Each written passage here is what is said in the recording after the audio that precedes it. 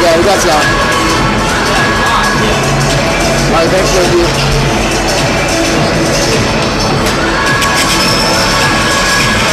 Hey, I got it. Yeah. Oh, we got some. Put it on. Alright, yeah, try it out, Ian. Hold on. Alright, so, but can you hear me? No. No, that's the problem now. That's bad. Hold on.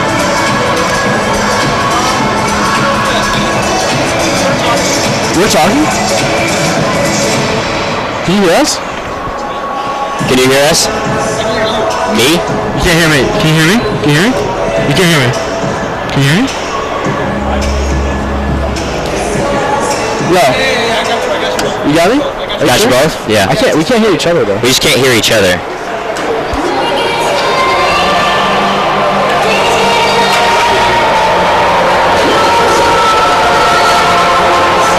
Oh, wait.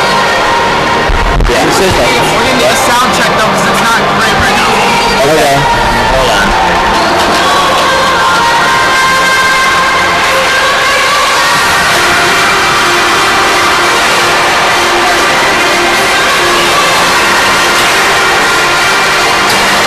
Okay,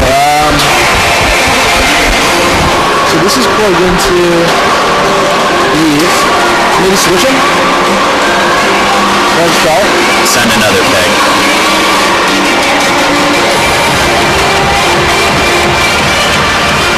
I'm just gonna try it. Hold on. Just leave it as it is. They'll get right back. Just leave it as it is. I mean, why not try it though? You know what I'm saying? Just let them get the photo. What? Let them get the photo. Hold on.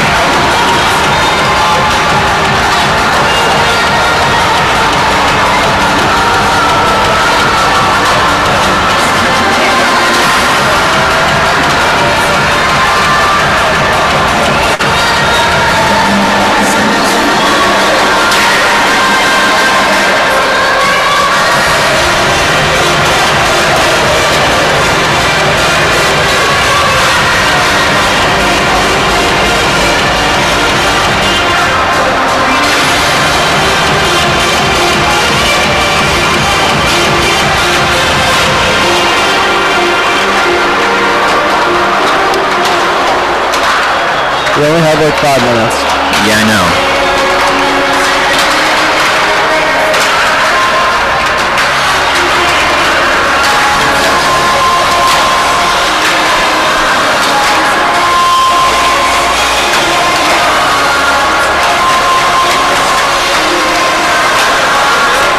I don't know, he doesn't want me to switch anything until they see it.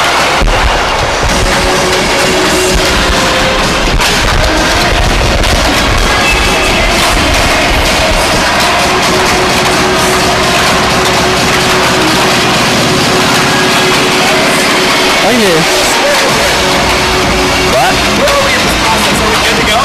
Not that I can FX return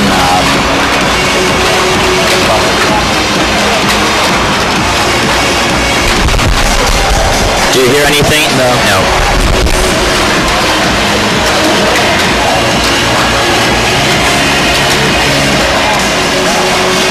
Hey, what about this? What? I can hear you now. Wait, can you? That fixed it, yeah. Yeah, okay. Yeah, we got it. Nice.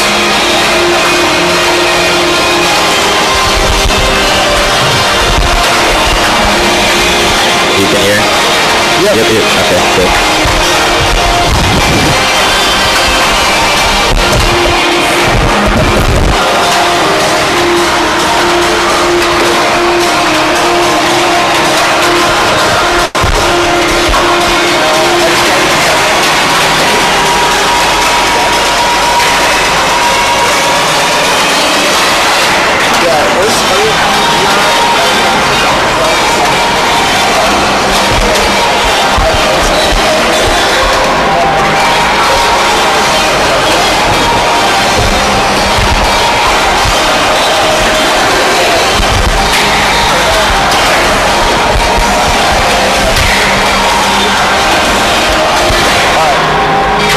Can you hear us?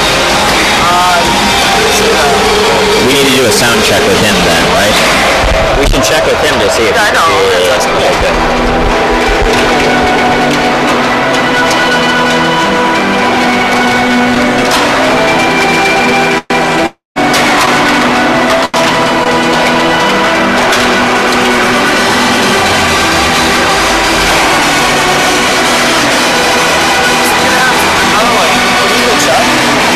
We should be able to. I mean, we have 3 minutes. We have 3 minutes. He's not on air now, though. 3 minutes is. Yeah, he can check like right now. I don't know. Ask him. I mean, all he has to do, can you hear me on YouTube? Can you hear me on YouTube? I just want to make sure we have everything ready to go.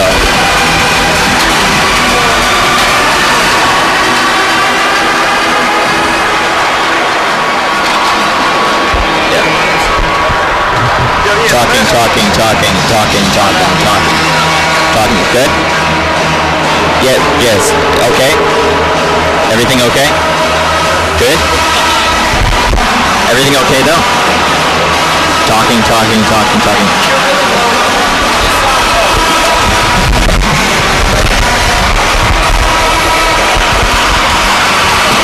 That sound any better? That should be a little bit better. Should be a little bit.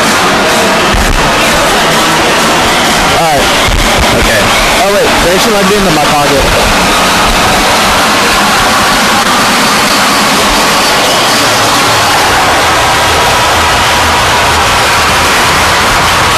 Tap Jack, tell us when we're live.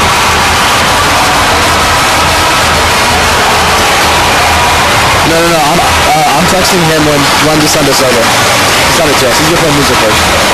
Okay, good. Because otherwise we go on in like 30 seconds. Yeah. Talking. Okay. Alright. Yeah, so what do you think about this game, Alex? Should be a good game. Should be a good game? That's insightful. You play by play, not color.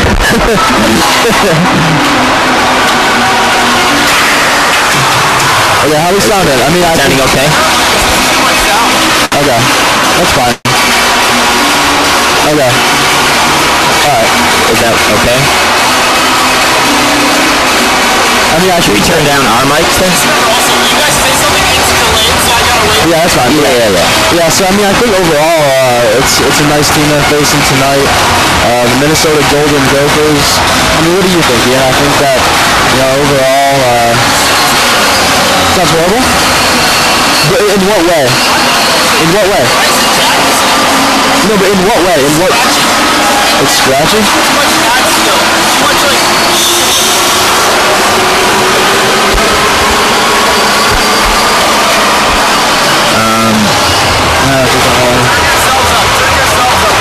I mean, we can't go much higher.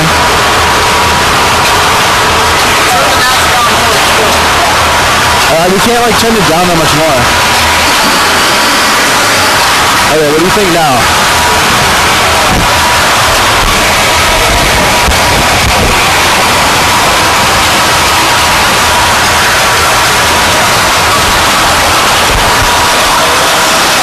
Okay, Jeff's on air right now, so he can't stop, so I guess he doesn't respond. Okay.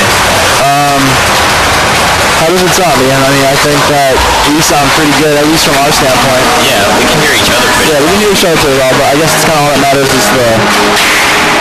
It's so much better, but it sounds like... Is that unusual? Why isn't Jack doing something? He's on air. Is it this? Kev? I texted Evan to do it already, but... If you're playing music now, let me know when you're ready to go. Yeah, I saw that. Okay. We should hear you.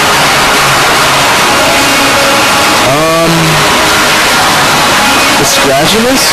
Why don't I listen? Here.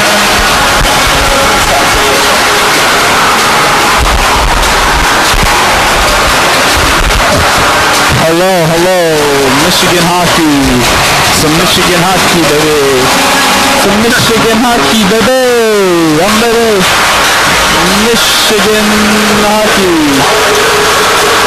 Michigan hockey, Michigan.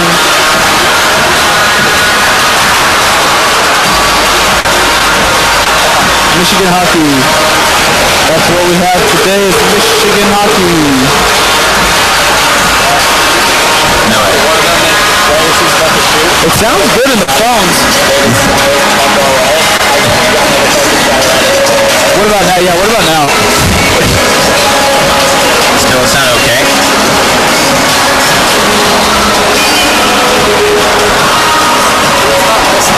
It's not the Nats?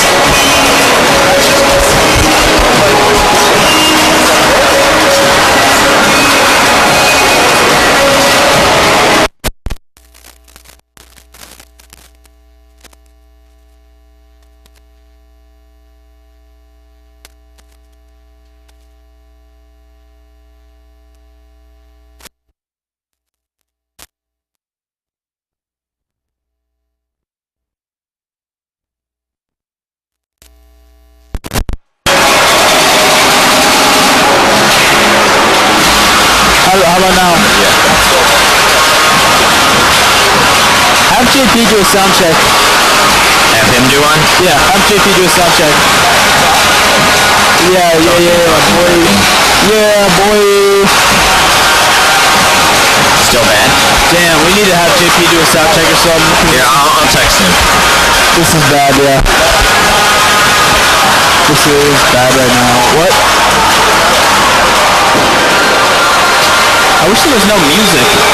So we could, I don't know if is it the music or is it, I mean, what is it?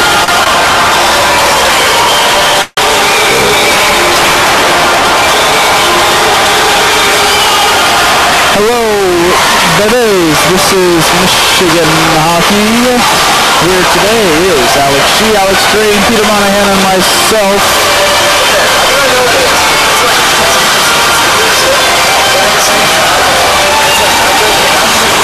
Yeah.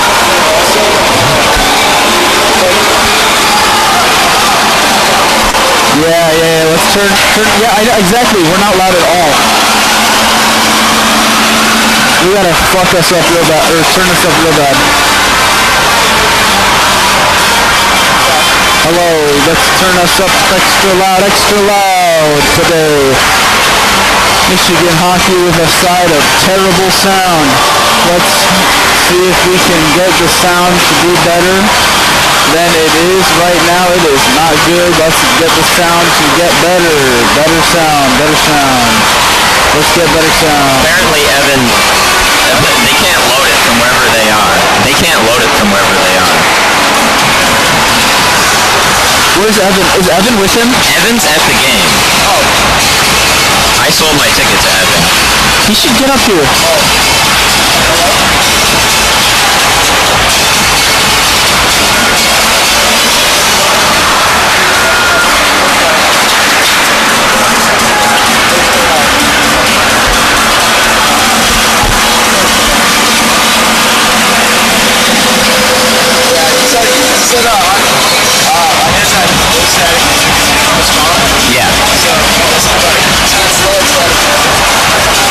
Yeah, okay, well, I don't know, what can we do to make it unstaticky?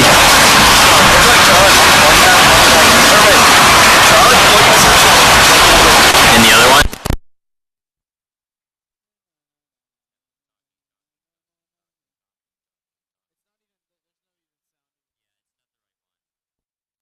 USB port maybe? I don't know. No, we only have one of these. Like, we'll try this one maybe? I don't know.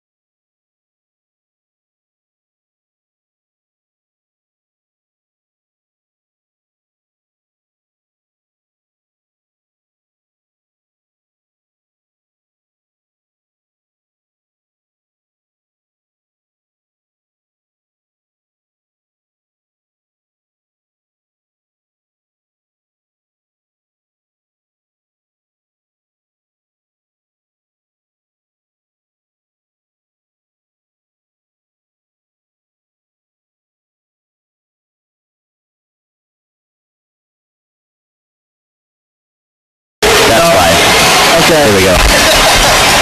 So probably, how does it sound though? Is it still just static? Okay.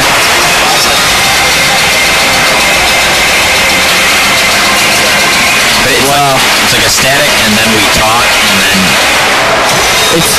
Can you even hear us that well? Yeah. So when do we tell them we should go on?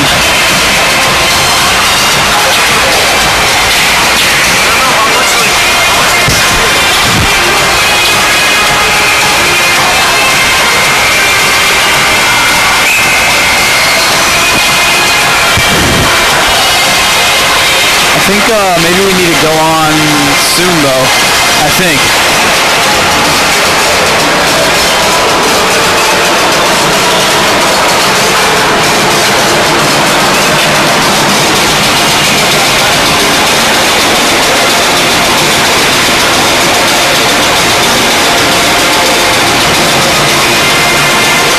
What do we think? Hey Donnie, how does it sound, Donnie?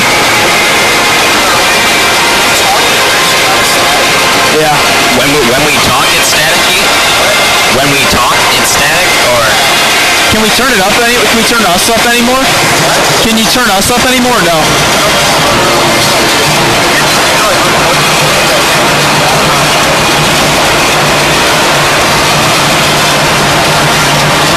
Shoot, man. All right. Well, when do we? Is Jack still playing music? Yeah. Play stuff to like sound good.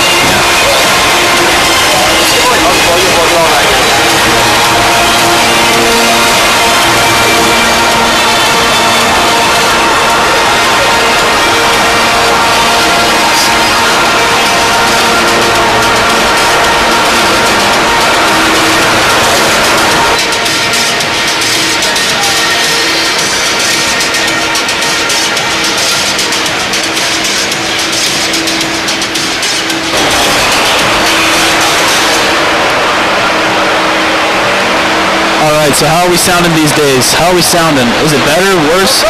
Well, there's also no music right now. So that's good. That's a good sign. Yeah, so we are talking. How does it sound right now? Still scratchy, still okay? How does it sound right now? Yeah, I know. does it have to do with the microphone then? I wonder what it could be. That's weird. Alright. Sounds better. Still too much background noise. Yeah, people are telling me it's better than a minute ago. It sounds better. Okay, that's good. And okay. Alright. Then we'll say 7:15, then we go. 7:15, let's go on then. Sure. And me and Pete will do the pregame? That's fine. Yeah, Pete, let's do the pregame. Just talk about some stuff. It's kind of loud inside our headphones. Yeah, it was terrible for us last week, so we're just going to have to deal with that. Last week it was like actually very disgustingly loud. Is there any way to turn it down? No. I just don't think we can.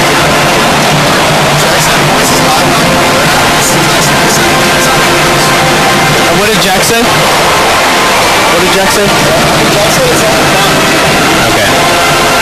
Okay, so maybe we'll just roll.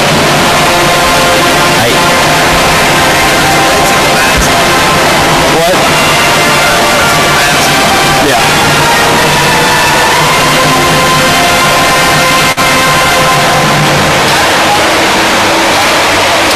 So, okay. Alright.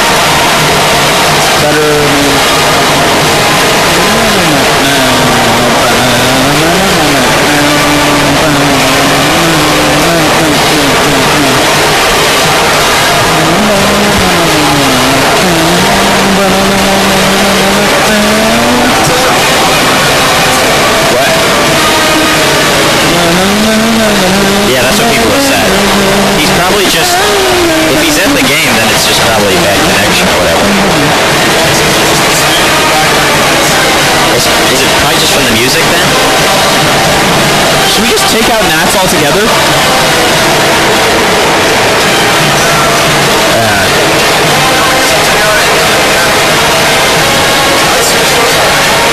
What?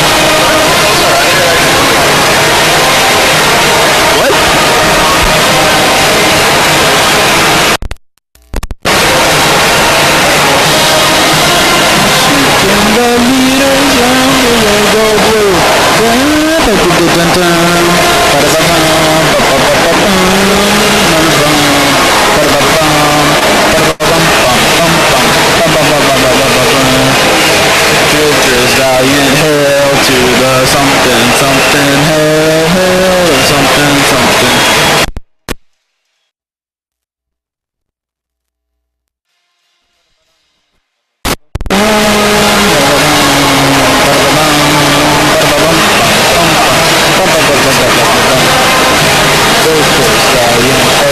What? I sound like I'm whispering? Yeah. Yeah. Is it bad? Dude, what the heck? This is crazy. Well, you said 2. Sound better?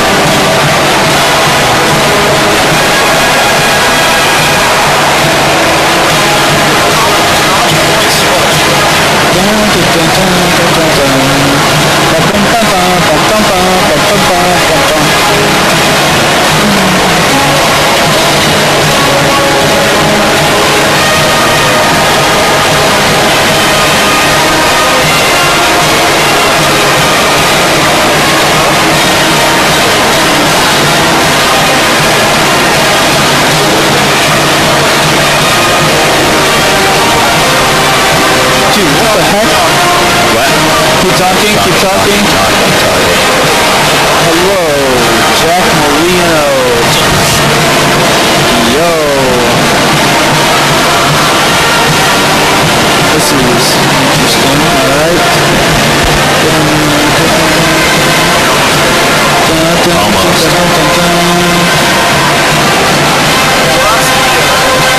Yeah. Yeah.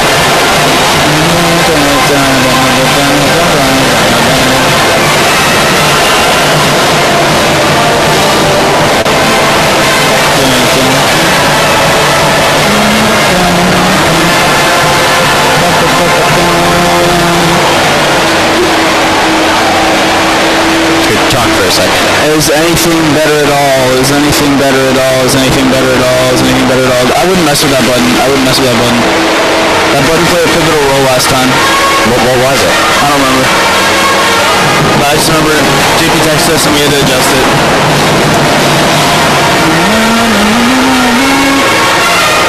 It all the way down.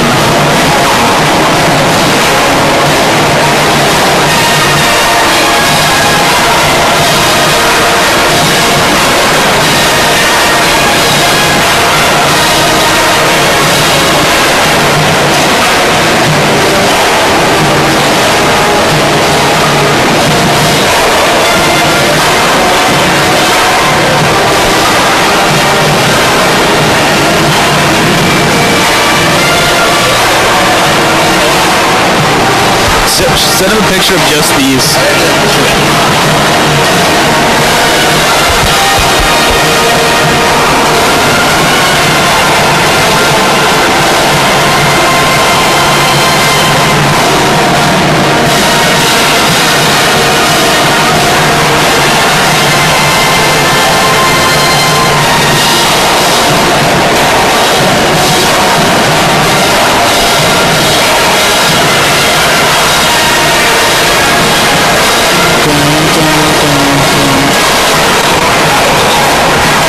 It'll fill in probably. I can kind of hear the static in the headphones. Not at the moment.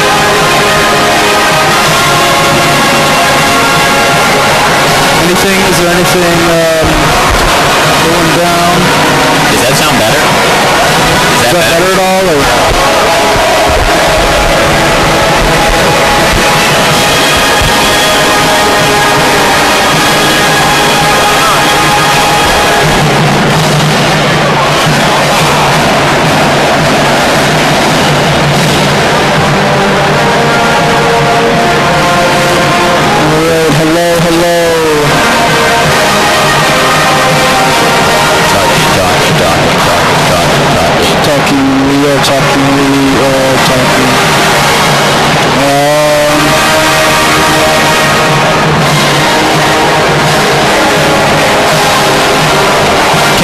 Any better? Is anything sound any better at all? How about the sound? How about the scratchiness down a little bit? Shoot, I mean, you know.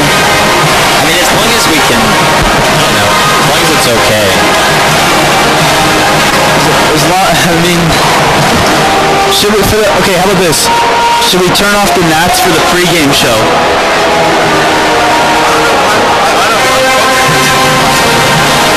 Dang, man. What the heck? Why did you have to get a new board for this? Why did you have to get a new board? Why couldn't you just left the board? Because he bought his plane ticket. Just gonna go and enjoy the game anyways.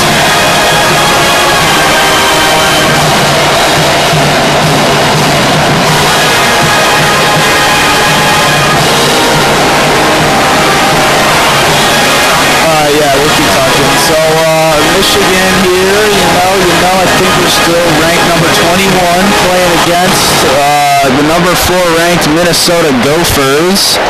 They are very good.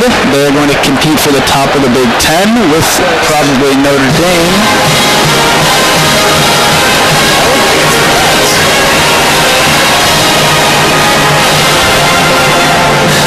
Oh my gosh, that Nazis. Are you sure? Yes. I bet these. Yeah, I mean. Yeah.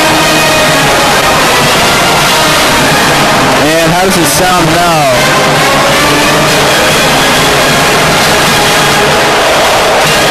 How does it sound right now? Maybe it's good, maybe it's not, I'm not sure. But we play the number 4 ranked Minnesota Gophers of Minnesota. I don't know what city in You can hear the what? There's the static. You can hear the band? It's so loud. Wow, alright. Yeah. Is it better at all? Wow. Just roll with it. Yeah, we should be okay. Yeah. Yeah. Alright. We'll do our thing then. Let's tell Jack.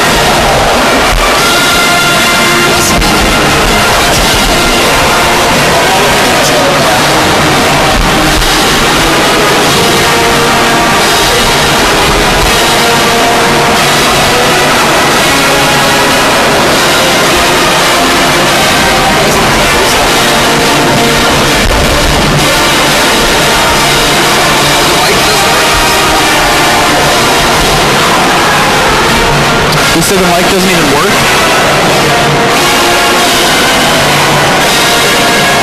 Hey, plug your headphones into your phone so you can hear them.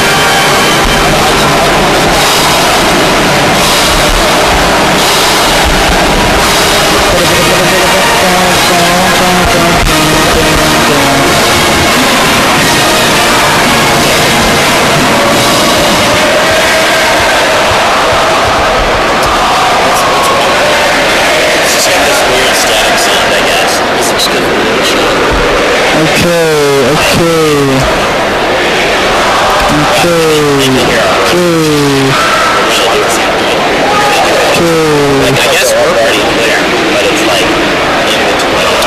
How does it sound? Any better? Any better at all? Maybe, maybe not.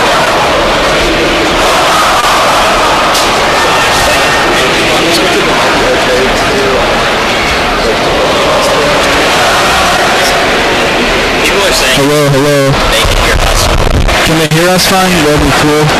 That'd be something. That'd be something if they could hear us at all. Hello, hello. Michigan hockey. Michigan hockey playing against Minnesota hockey. Michigan hockey playing against Minnesota hockey. Michigan. Yeah, man, we got a big hockey game today. Michigan versus Minnesota. Gonna see who wins. Probably Michigan in this one. I got Michigan in this one. Big game today. Number 4 ranked Minnesota against number 21 ranked Michigan. We're gonna need to win this one if we want any chance of being ranked whatsoever. But if we get blown out tonight, that would be really bad. Just gonna go. Okay. Alright.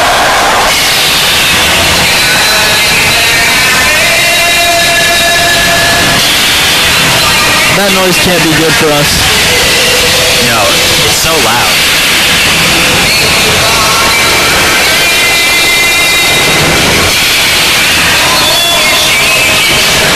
What?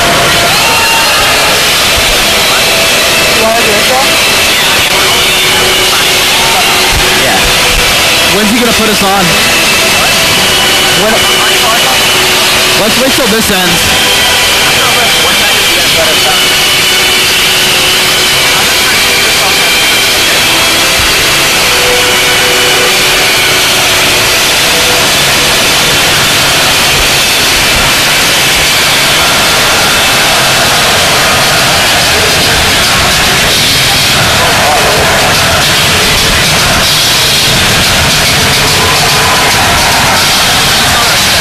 Oh, was that not?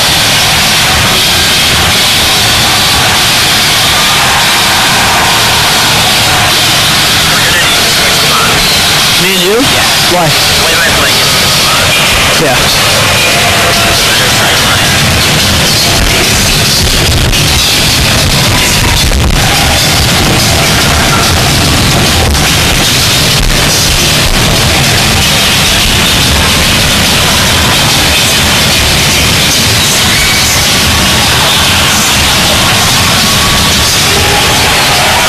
What?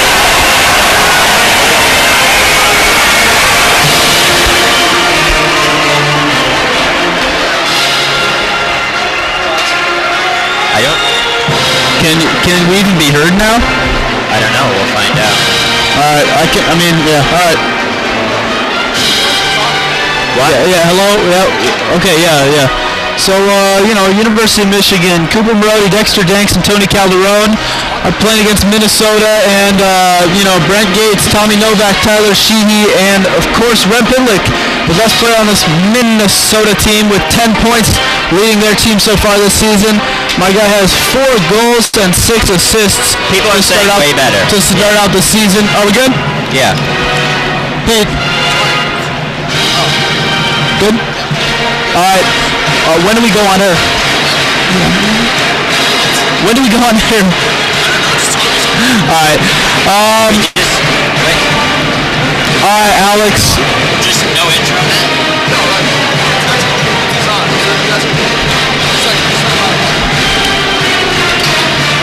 Alright, Alex. Yeah. So the big news today, can Michigan hockey take down number 4 Minnesota? The Gophers are expected to be the top of the Big Ten, the cream of the crop, them and Notre Dame, of course. Well, it's a hostile home environment, so. Absolutely. And I mean, we're here, we've been here about an hour and a half now, and this home crowd, this student section has been packed for an hour straight now. Everyone was out here nice and early. The crowd was looking great, and here they go. They've got their newspapers out. They got the newspapers out while they announce the Minnesota lineup. Okay. And the big thing for this Minnesota team is keeping Rem Pitlick hot. Got 4 goals, 6 assists on the season, 10 points overall, and he has been magnificent so far this year. Can he continue his hot streak against this Michigan team? And of course, Hayden Levine, incredible goalie. We saw it in the Ferris State Series. I mean, he looked amazing. And here we go. They announced the Michigan lineups. For the University of Michigan, Wolverines are starting lineup. Can you hear me in yours? Like, it's super faint though, right? Yeah. Obviously, we have Sam Piazza, number 6, on defense. The junior from Youngstown, and as well as Sam Piazza, we're going to have Joseph Ciccone on defense. Dexter Danks on the left wing there. And then Cooper Marody. Yeah. And then... We're good, yeah. Okay. Just give me the thumbs up when. Oh, Cooper Marody, let's not forget about him. Cooper Marody, 12 points on the season, 3 goals, 9 assists. He makes up the center portion of the Run DMC front line of Dexter Danks, Cooper Marody, and Tony Calderone. Our goalie for this game, Jack LaFontaine. Surprising not to see them go with Hayden Levine here. He's been great so far, but Jack LaFontaine is getting, obviously, NHL looks. There's probably scouts here in attendance, and here we go. Let's settle down for the national anthem here right now. Here we go.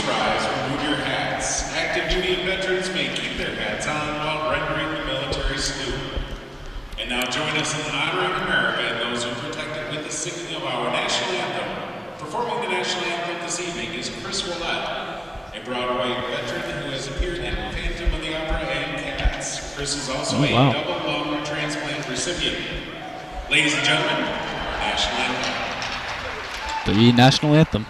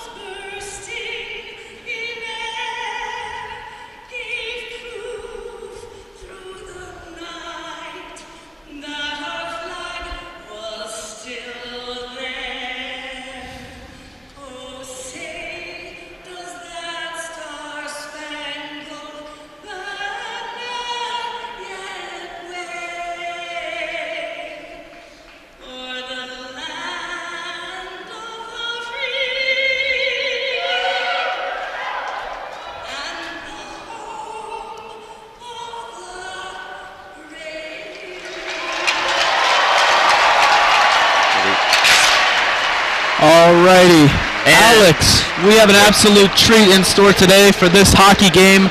Michigan hockey versus Minnesota hockey. And the keys to the game for Michigan, obviously. Okay. All right. Well, hello and welcome to Michigan hockey. Michigan, unranked number 21 in the country, taking on the number 4 ranked Minnesota Golden Gophers. I'm Alex Strain on your play-by-play, joined today by Ian Lemersall on color. We will also rotate Pete Monahan and Alex Shee in on the broadcast.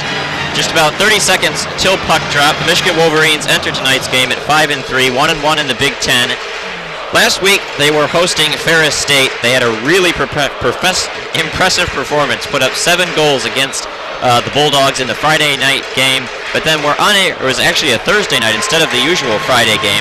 Then they came back on Friday and just were unable to have that same energy. They dropped a heartbreaking overtime game. Oh yeah, I had the pleasure of being able to call that Friday game and I say the pleasure because it was a great game. Although Michigan did not come out on top, it was heartbreaking that we scored in overtime and had that called back, only for Ferris State to score about 45 seconds to a minute later.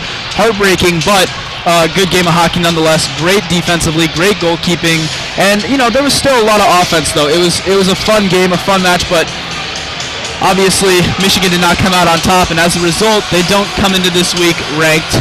But Minnesota, of course, does, the number 4 team in the country. Well, if you beat Minnesota, you'll be ranked. Exactly, 7-3 overall. And puck drop is underway. Marody wins the drawback. Michigan going out with that top line, the Run DMC line. Dexter Danks, Cooper Marody, and Tony Calderon out there, along with their top defensive pairing, Sam Piazza and Joe Ciccone. The Gophers have control, and they just dump it into the Michigan defensive zone. Ciccone has it, weaves his way between a couple of guys, and you're going to expect Minnesota to really be an aggressive team as Michigan brings it back into the offensive zone. Calderon plays it in. Marody has it behind the Minnesota net, gives it to Ciccone at the point, who just plays it back down deep for Cooper Marody. Marody wheels, curls in towards the middle, tries to hand it off to Calderon, but was unable to. Now Danks has it in that corner, leaves it there for Marody once again. Minnesota being a little bit aggressive defensively out there right now with their top line, Tomi Novak, Tyler Shee, their captain, and Brent Gates. A good aggressive playing by Michigan, but really just no space at the current moment as Minnesota quickly takes that away.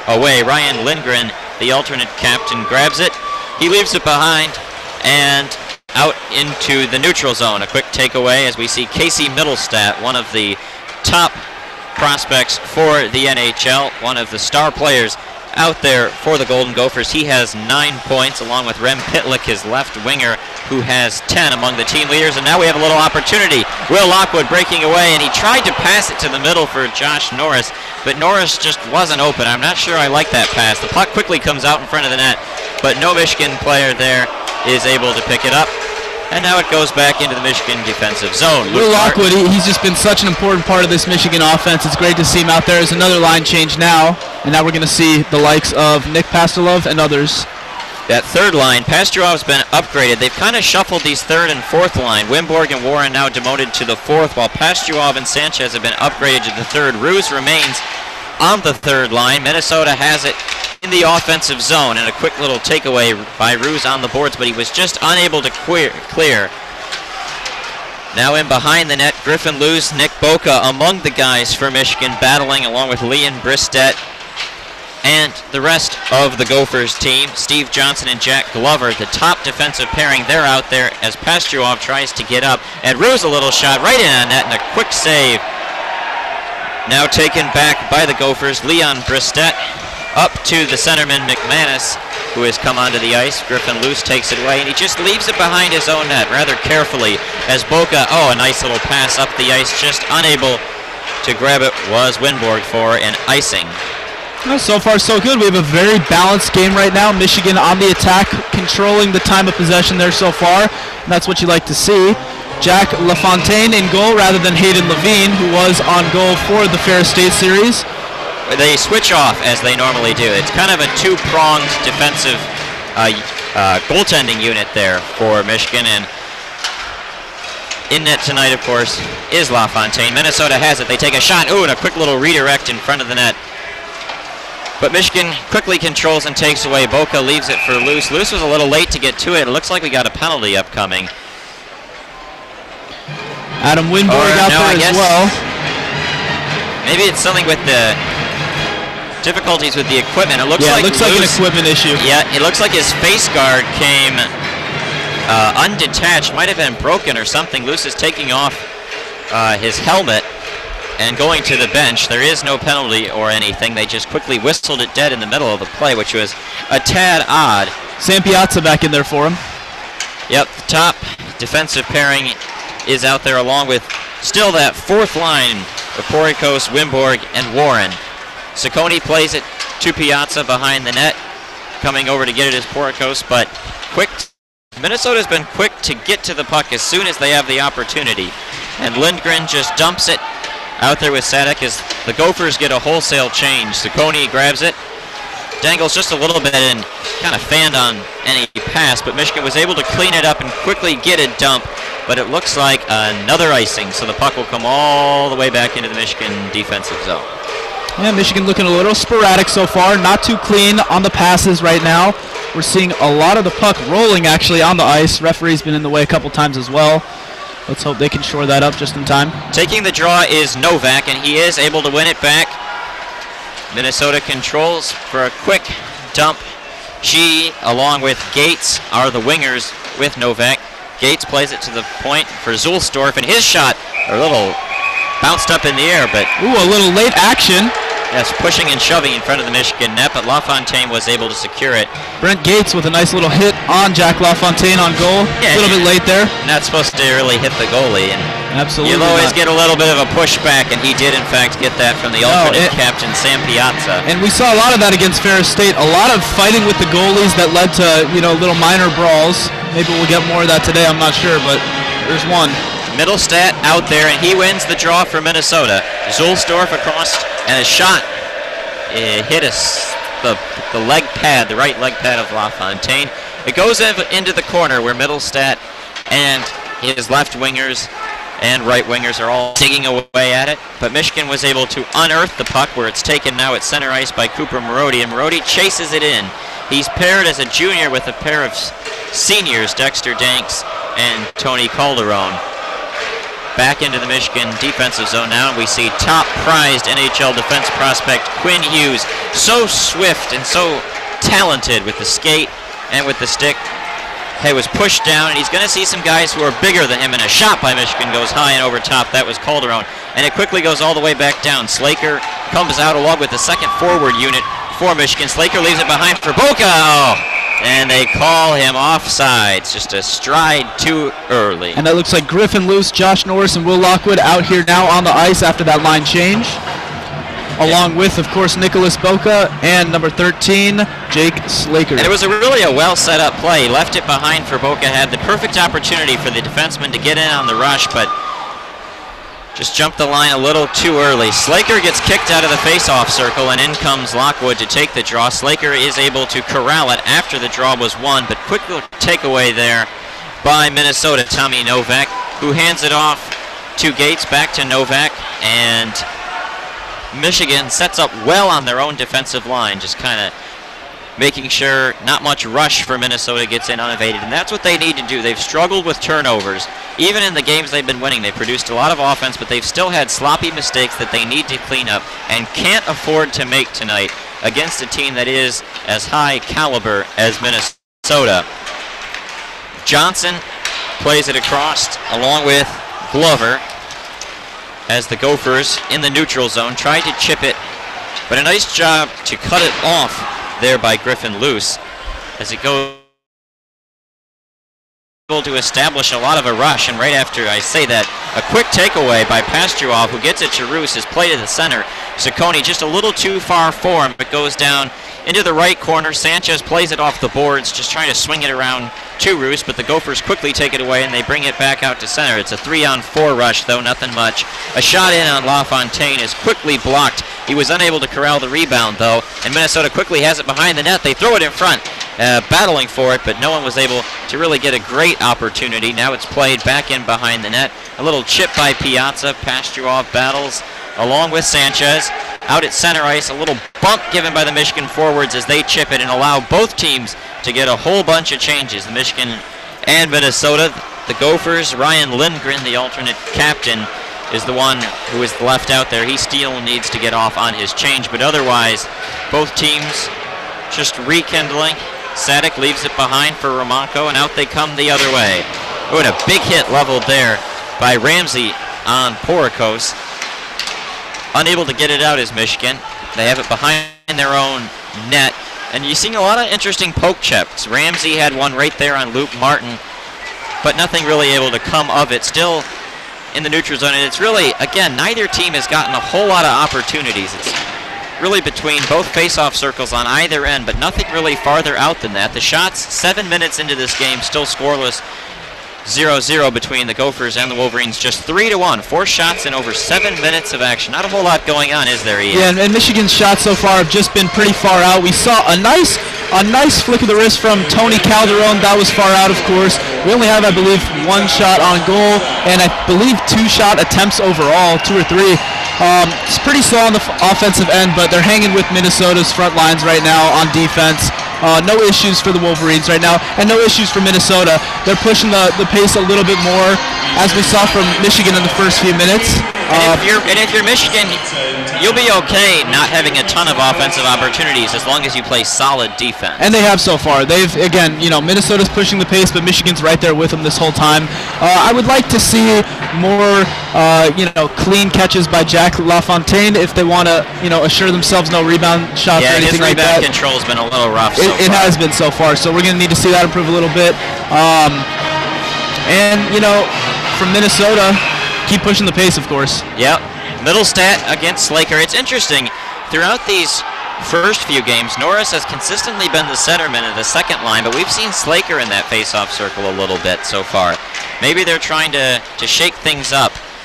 The draw one back by Michigan, who quickly just dumps it out into center ice as a pass from Minnesota trying to get it loose. Was quickly intercepted by Slaker, but on takeaway, and it goes back the other way. The Gophers have it, tried to play it out in front, did Middlestat, but Slaker quickly picks his pocket, takes it from him. Lockwood out at center, trying to get in past the defense, but nothing going. Boca throws it in on net, but no one there, and out come the Gophers back the other way. It's a 3-on-2 opportunity across to Pitlick. Pitlick, his centering pass was intercepted and taken away by Boca, and Lockwood's got a 1-on-1. He cuts to the middle, he dangles, he curves. Oh, and a big hip check placed on him there. That was a nice play by the Minnesota defenseman Ryan Zulsdorf. Good opportunity there for Michigan. And now Novak just goes right by Ciccone. His shot goes just short side of LaFontaine. He hit it just a little bit, but nothing much doing as the shot goes up and out of play. The Gophers will have a face-off coming to the right of the Michigan net. Good opportunity for Michigan there. Ended with a big hip check on Will Lockwood. That was really a good opportunity, and he's so quick. Absolutely. And deking in between, but... And like I said, Lockwood played a key role in that Ferris State series. He really did. I mean, everyone did. When you score 7 goals, everyone got in on it a little bit, but those first 2 lines have been doing a lot of the heavy lifting so far for Michigan. Yeah, absolutely. And they need to do more from the 3rd and 4th lines. Now Danks has it. He plays it to Ciccone. A shot in traffic. Never got in on net. And very quickly, the Gophers come the other way. And now with an opportunity and a quick shot. And there's the good rebound control. LaFontaine. That's what we talked about right there. That was perfect. Holds it and waits for the whistle. Perfect. That couldn't have been better right there. That's exactly what we talked about. And as the line change from Michigan, that looks like Pastelov. Martin with Hughes, Sanchez, and number 28, Alex Roos, who we haven't seen too much today, but he is out there now. So it'll be 3rd line and 2nd defensive pairing. Going up against 3rd line and 1st defensive pairing. Taking the draw is Smatula, and he is able to win it back. A quick shot and a save. And another nice rebound. Yeah. Another one of those. Awesome. Great to see. Well, Minnesota, again, continues to really push the pace. That's 7 shots on goal for them now. 7 to just 2 for Michigan. And they're looking good right now on offense, pushing the pace. But Michigan defense looking strong. Smatula once again going to take that draw. He's a native of Michigan, Commerce Township, actually, out there with Brandon McManus and Leon Bristet. Bristet's the one who has it behind the net, but Hughes does a nice job of just applying one elbow and take the puck from him and go back the other way, where it'll be recontrolled by Steve Johnson, who quickly puts it back into the Michigan zone. And Hughes using that speed and those good, smooth handles to weave around the Minnesota players before it got out to center. Lockwood got hit hard, and it looks like they're going to have a penalty coming to Minnesota. It'll be Lindgren, Ryan Lindgren, a native of Minneapolis, a hometown kid. They didn't like the check, I think, he applied to Will Lockwood. And that's the first penalty of the day so far. Let's see if Michigan can capitalize on this. Michigan got in a lot of penalty trouble against Ferris State in that 2nd game. Hopefully they can keep that down this weekend, but that was a big issue for actually both teams during that series. They've been taking a lot of penalties, have Michigan, but they've done a really good job at killing them off. It's the only way they've been able to win games with the amount they've been taking. Yeah.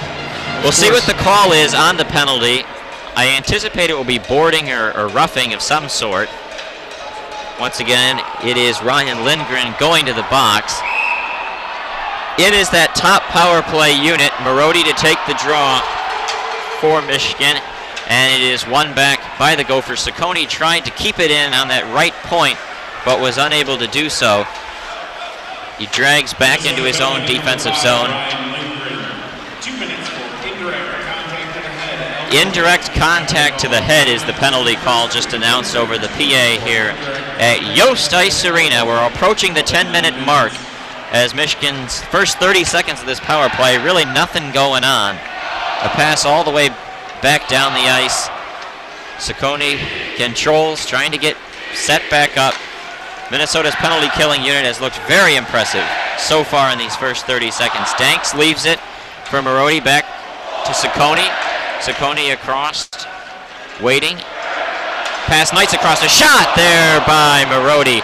It's interesting now they've got Piazza working the left point, and he set up Marody perfectly with that pass, but it was just not enough of a one-timer for him to really get an opportunity. Yeah, no space there for Marody to make that one, though that was a perfect pass, as you mentioned. That was just an incredible setup, and the Wolverines' best opportunity of this game so far. Indeed.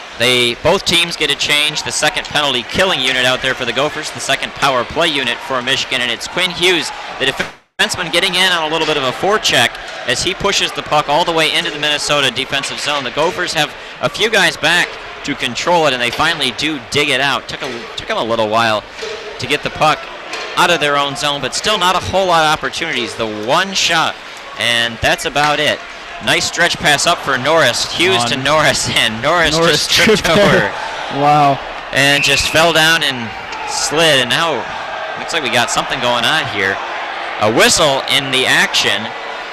Referee waved his hand up into the air. The Minnesota players have their hands up in the air like, what do we do? Not exactly sure. Nothing obvious. They say the face-off's going to come all the way back down into the Michigan zone. It's the type of thing that would look like icing, but you can't have icing when you're on the penalty kill. And we got 18 seconds left of power play for Michigan. Unsure what the call was. No one's going to the box, no penalties, nothing really. It's just a stoppage in play. Minnesota will shuffle their guys.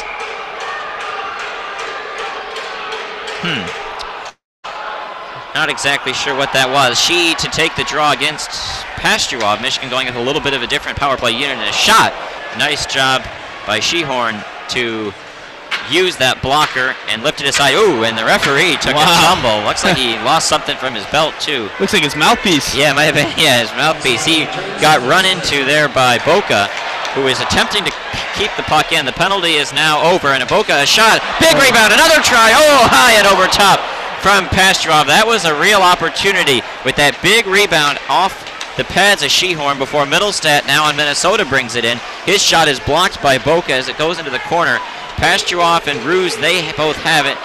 Reedy was there, but his pocket was picked by Ruse, who tries to dump it in twice and fans on it both times. Unable to do so before he comes loose. A great pass across the shot, and a great save by Shehorn. Unable to put it in, and a shot to the middle was blocked. Michigan now finally starting to create some offense. The shot's only 7-6 in favor of the Gophers. It was 7-3 just a couple seconds ago. And that's 5 shots very recently here from Michigan. Many of those great opportunities as well. The passing looks a lot better, a lot more crisp. As Michigan now the team pushing the pace. Warren has it at center ice before he plays it off the boards for Porikos. And Wimborg are the other ones he's out there with. Warren plays it to Wimborg. The Swede, native of Stockholm, has it intercepted by Bristet, who brings it into the blue line, hands it off to McManus. His shot goes wide of the net. Lindgren waits for it. Smatula gives it to McManus, who just dangles very nicely around Hughes before a firm check applied by Brendan Warren. Bristet takes it back away, and they've still been dominating in the last about a minute in Michigan's half of the ice, but unable to create a ton of opportunities. McManus plays it to Johnson. Johnson plays it back to McManus. They're just playing catch for the moment. Johnson's shot, he kind of fanned on it, didn't get a whole lot on it. It goes down by LaFontaine, who quickly covers. We get a whistle with 7:10 to go. Luke Martin, a little scuffle there with Leon Brisdet, the native of Sweden. The refs break that one up, and with 7 minutes and 10 seconds left, we'll head to a little break here. Quinn Hughes, Luke Martin out there on defense for Michigan. We got the hero of the game, veteran of the game, John Stevens out there. Received the 90-day Vietnam Service Medal, Expert Marksman Award. A really fine gentleman standing in the whole Yost Ice Arena, which is really filled in tonight. A pretty good crowd on Friday night game. They're all standing and applauding our Toyota hero of the game. The Ice Girls go out, they quickly scrape it off. And like we said, this crowd's been phenomenal tonight. Yeah, they've been loud, and Yost has always had one of the best home ice advantages in all of hockey. It's why they can't host any NCAA tournament games anymore. Absolutely, and the children of Yost over in that student section. Always lively, yep. They've been here since about an hour and a half before the game even started. They're making sure to represent all the team's colors. They've got the Swedish flag for Adam Wimborg, and they of course sing the Canadian national anthem before the game, as they always do. A handful of Canadians, including the netminder Jack LaFontaine, a native of Mississauga, Ontario, in net tonight. Both of the main goaltenders for Michigan, Levine and LaFontaine, natives of Ontario, Canada. As we get ready for the game, LaFontaine skates back in, got a quick water break, adjusted his mask, wiped down the sweat from the forehead as he gets back into the crease. The draw won by Marody. Michigan quickly controls it and plays it out into the neutral zone, where Calderon can chip it in, where Glover and Johnson are the two of the top defensive pairing for Minnesota, trying to dig it out from the corner, along with Dexter Danks. Danks is doing a good job. It's really 3-on-1 of guys digging it out. Now he gets a little bit of help from Calderon, and he is able to get it back, but his pass for Boca was quickly and swiftly intercepted by Gates, as Minnesota rolling with their top forward line. Loose leaves it behind for Boca. These are really the two defensemen we've seen actually quite a bit tonight. All three defensive pairings have been getting quite a bit of work. Gates plays it across. Novak hands it off to She. She's shot goes just wide of the net. Now the Gophers recontrol for a one-timer at the point, fanned on by the defenseman Sadek, and now out they come the other way. Slaker chips it deep for his team to get a full change. Minnesota has all five of their guys back to make sure that Michigan has no real opportunities in the Minnesota end. Pastuov wearing number 91, Sergei Fedorov's old number for Red Wings lore. And that's Pastuov, Ruse, and Piazza in on that line change for Michigan. A shot in on net by Michigan. Wasn't a whole lot of an opportunity at all, and Minnesota quickly scoops it up. Sadek, the defenseman, brings it on in. Just across the blue line, he chips it off the pads of LaFontaine as it's intercepted by Middlestat, working with it in a quick shot. Nice save by LaFontaine. Minnesota just keeps throwing the puck in on net, and that's what they need to do to create opportunities. Another try. Shot looks like it hit a stick.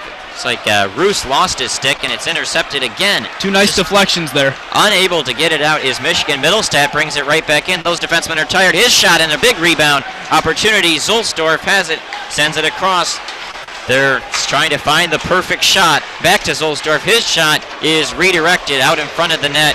Was Pitlick. Pitlick and Middlestat are among the guys back there. Pastuov and Piazza, Saccone all out there. Michigan needs to get a line change. They just need to get it out. And out comes Lockwood. He's going to do the job. He'll just dangle with it, try to create something in the Minnesota zone and allow Michigan to get that full change. The Gophers take it away and try to set up a new rush. Some good rebound opportunities missed there by the Gophers, though they continue to take shots on goal, now leading 12 shots to 6. Yeah, it was 7-6 just a second ago as Hughes brings it in. They really, on that opportunity, were just throwing pucks in on net, and Bristet has it. He gives it off to McManus. McManus looks for his centering pass, but a nice job by the Michigan defensive core, along with Norris, who did a good job of back-checking to put a stick in front, and now an opportunity in front, and just falling to his feet was McManus. Lockwood just shoves Glover along those right side boards. The perfect setup for Minnesota, just unable to finish there. Yeah, just kind of tripped over his own feet. Yeah. I believe it was McManus there in front, just unable to put it in. He had the opportunity all alone, unevaded, and throwing it in on net was Brendan Warren. It's the fourth line back out there for Michigan. Under 4 minutes to go, still scoreless. 0-0 between the Michigan Wolverines and the Minnesota Golden Gophers here on WCBN Sports 88.3 FM Ann Arbor. I'm Alex Drain, joined by Ian Lemersall. We're so glad to have you listening in tonight for this exciting Big Ten hockey matchup. Absolutely. I mean, this is Michigan's biggest game of the year so far, I believe so. I would say it is. I think Absolutely. It's their toughest opponent they've played, and this is a good measuring stick. Does this team have a shot to do something this season? Prior to this game, it would have been Penn State. That series Penn State's had a disappointing season. They're only 5-5 at just number 19. And yeah, if Michigan had just been able to win that overtime game at Penn State, that would have been huge for them and for their record. That was a game they needed to win. Absolutely. But they're a young team, third youngest in all of college hockey when you total up all the ages. We're under 3 minutes to go. Both teams just trying to control it at center ice, trying to set something up, but just nothing happening. At the current moment, Dexter Danks slings it along those boards as Michigan is now in the forecheck in Minnesota's defensive zone. A nice job of pinching up there. Whereas the Michigan defenseman Sam Piazza, senior. The Gophers quickly take it away, pick the pocket of Dexter Danks. A pass was just a little too far for Ramonko. Marody, Calderon, and Danks trying to forecheck. It's a little bit lethargic at the current moment, kind of like you're watching it in slow motion. Absolutely. Run DMC, that front line, unable to get anything going there. Well, it's stiff play in the neutral zone, and especially when Michigan gets into the defensive zone. Minnesota is stout in really all facets of the game, and they're a team. They took one game in a home-and-home from North Dakota, but here's an opportunity. Sanchez's shot is blocked. A great opportunity for Michigan, but a great job to get down by Jack Glover and block that shot, take away any chance of an opportunity of a shot getting in on net. Under 2 minutes to go. Hughes' pass was connected by Michigan, but just unable to really get past that first line of defense and penetrate into the deep neutral zone and the offensive zone. But here we have a chance. Pass from Hughes to Ruse unable to go tape to tape, but now an opportunity. Boca's got it. He dangles, curls in on net. He takes a shot, and it was blocked. And now Minnesota will have an opportunity because he pinched in deep, but a nice job by Norris to take it away. And now Michigan creating something, taking some chances. It's the giveaway. Boca, his shot goes off the left pad of Shearhorn. And now another try shot, tipped up an eye over top. It hit the stick of Glover, I think, and another shot in on that. A wraparound try, the rebound, it's loose in front. Lockwood, oh, he just put it wide. And we got a penalty upcoming to Minnesota. The puck was loose in the crease. Oh my goodness. And Lockwood was unable to put the biscuit in the basket. 3 nice attempts there. Rebounds, putbacks, opportunities there for Michigan. Unable to come through. The crowd lets out a huge sigh of disappointment as soon as that possession ended. And just for you folks listening, just a heads up here, we have 57 seconds left in this first period. And it looks like it's going to be Steve Johnson, also a native of the great state of Minnesota, heading to the box, which will create a second power play opportunity for Michigan. And give them credit, they're answering Minnesota's blow for blow. Minnesota had a chance, Michigan's got a chance, and now in a power play, this is the right opportunity to take that 1-0 lead, get out in front, and be confident going in to the intermission. Puck quickly taken away. Nice job to win the draw, did Minnesota. Give it to the defenseman Lindgren, let him get out a little bit on the forecheck, get in past the neutral zone, chip it deep, and just like that you kill off about 20 seconds as Hughes is going to get up on a forecheck, leaves it behind for Lockwood. Oh, and Lockwood just got his clock cleaned at the blue line, knocked off his skates, and down to the ice he went. Minnesota takes it away, and they just quickly chip it. That's a good way to stop the rush, just knock them off their skates. Norris goes in to get it as a stretch pass. 15 seconds remain. And quickly chipped out by Minnesota, slings it along the boards all the way back down the ice for the long skate down there. 5 seconds. 4, 3, and that'll do it. Michigan's not going to try to do any rush. The shots will be 12-10 in favor of the Minnesota Golden Gophers, but the score that matters is 0-0 after 1. And it was just a really interesting first period there. We saw Michigan and Minnesota both just scoring in spurts, very sporadically. Taking shots in spurts. It was very sporadic. Michigan down 1-5 on shots for a while, then 3-7, and then comes back and evens it up at 7 shots apiece. And finally Minnesota with that 5-shot possession there to go up 12-7, and 12-10 is the final shot total in favor of Minnesota going in this first period. And as we head to intermission, it'll be about a 15-minute intermission, and we're going to turn it off. I'm going to turn it off to Peter Monahan, and he will handle your intermission report. I'll be back for the second period of action, and keep listening here on WCBN 88.3 FM Ann Arbor. All right, so Ian Lemersall, am going to be here with Peter Monahan. Peter, you were watching that first period with us. What'd you think? Michigan will have 1 minute and 3 seconds of power play to open up this second period. What do you think about this Michigan offense so far? Obviously, the defenses look nice. Held Minnesota to 12 shots. That's not great, but defending all those opportunities that mostly came in spurts. What do you think? Well, I think Michigan's done a good job of competing with Minnesota. It's pretty clear by watching the game that Minnesota just looks a little bit quicker, faster, stronger out there. They've absolutely been more physical, sending a lot of Wolverines to the ice a few times throughout that first. Yeah. I think something that's interesting, though, is the Wolverines, I believe, do have some kind of momentum, though, coming into the second period. And I think it's that power play and those chances that I heard you call, the 3 shots right in front of the net. I think that really kind of invigorated the crowd as well as the team. It's been interesting because for Minnesota, all the shots have been primarily rebounds. It's been a lot of rebounds that have been the great attempts for Minnesota. Michigan hasn't seen a lot of that. They don't have enough guys trailing and ready to follow through on those rebound attempts. But Michigan has taken a lot more shots from further out. Whether or not that's a good thing remains to be seen, but none of those shots have been successful. You want to see better rebound play for Michigan here, for them to try and do a little bit more on some putbacks, but unfortunately it's been mostly longer shots for Michigan. They've really had a tough time. Minnesota's defense is so stout when you have obviously, like, they're just every time there's a rebound opportunity, there's 3 Gophers there, and they're just ready to clear that. And obviously Minnesota on goal has been amazing. Every time Michigan attacks, they're ready to go. They're covering up. It's been really tough for Michigan offensively, but defensively they look good against a Minnesota team that, like you said, very fast.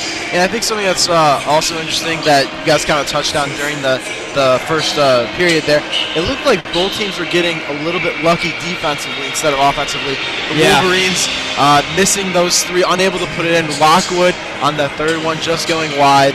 And then on the other end, I believe it was Brandon McManus who was right in front of the net and fell and unable to push it in on the right-hand side of the goaltender. So I think both teams kind of unlucky offensively, but on the other hand, very lucky defensively. Yeah. I don't think there's a clear team that's dominating, but if Minnesota is this physical throughout the game, I think it could wear down Michigan a little bit.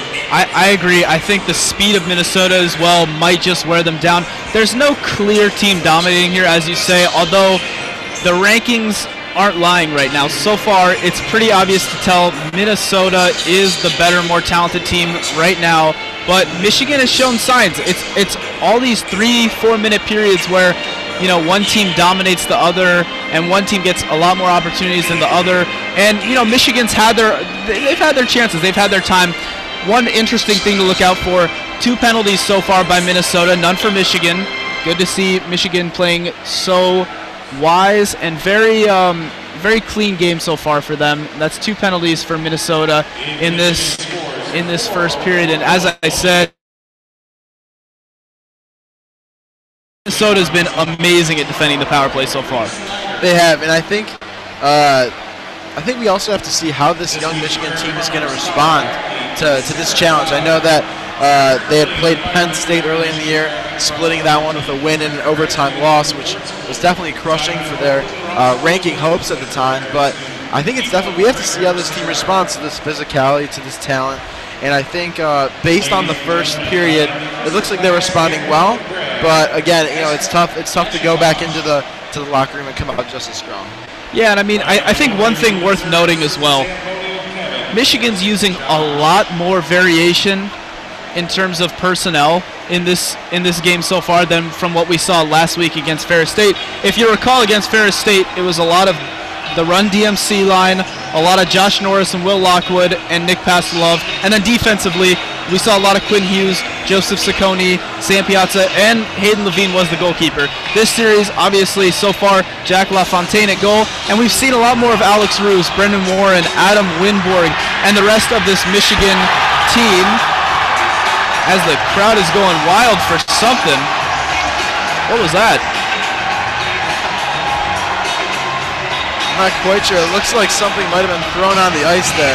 Man, that was, if somebody from the student section threw that, that was quite the toss. The student section nearest to the away goal threw that all the way to the home goal. That looked like a glove. Yeah, it did. It looked like something, and that's a nice arm there. That's a you know, not very applicable in hockey, but we could use him at quarterback. I think that's pretty clear. But anyways, as I was saying, a lot more variation from Michigan today. A lot more line changes than I can remember against Ferris State. And you know, we caught, of course, the back end of that series where Michigan did lose 2-3 in overtime. And you know, I'm not going to continue to talk about how disappointing that overtime loss was against Ferris State. I mean, that was just incredibly disappointing, and you could even see it. I mean, obviously we were disappointed for the team because, you know, they put one in the back of the net and they think they've won the game. They're pretty happy and everything. They even in a way kind of, you know, storm the ice, and they're all very congratulatory of each other, and then the refs go to the instant replay and no goaltender interference. So obviously trying to bounce back here, making sure that they really finish their game strong, finish their play strong, not really leave anything up to chance or, you know, 50-50 pucks or anything like that. And it was just amazing seeing the fact that after Michigan stormed the ice and everyone on the team piled on each other and celebrated that victory, not only did we end up losing that game, but Michigan lost that one about 45 seconds or a minute later. I mean, Ferris State wasted no time. They came back, they got their chance, and they took it. They struck. So, and I think that's a really interesting point you brought up, because I think that really speaks to how this team kind of responds.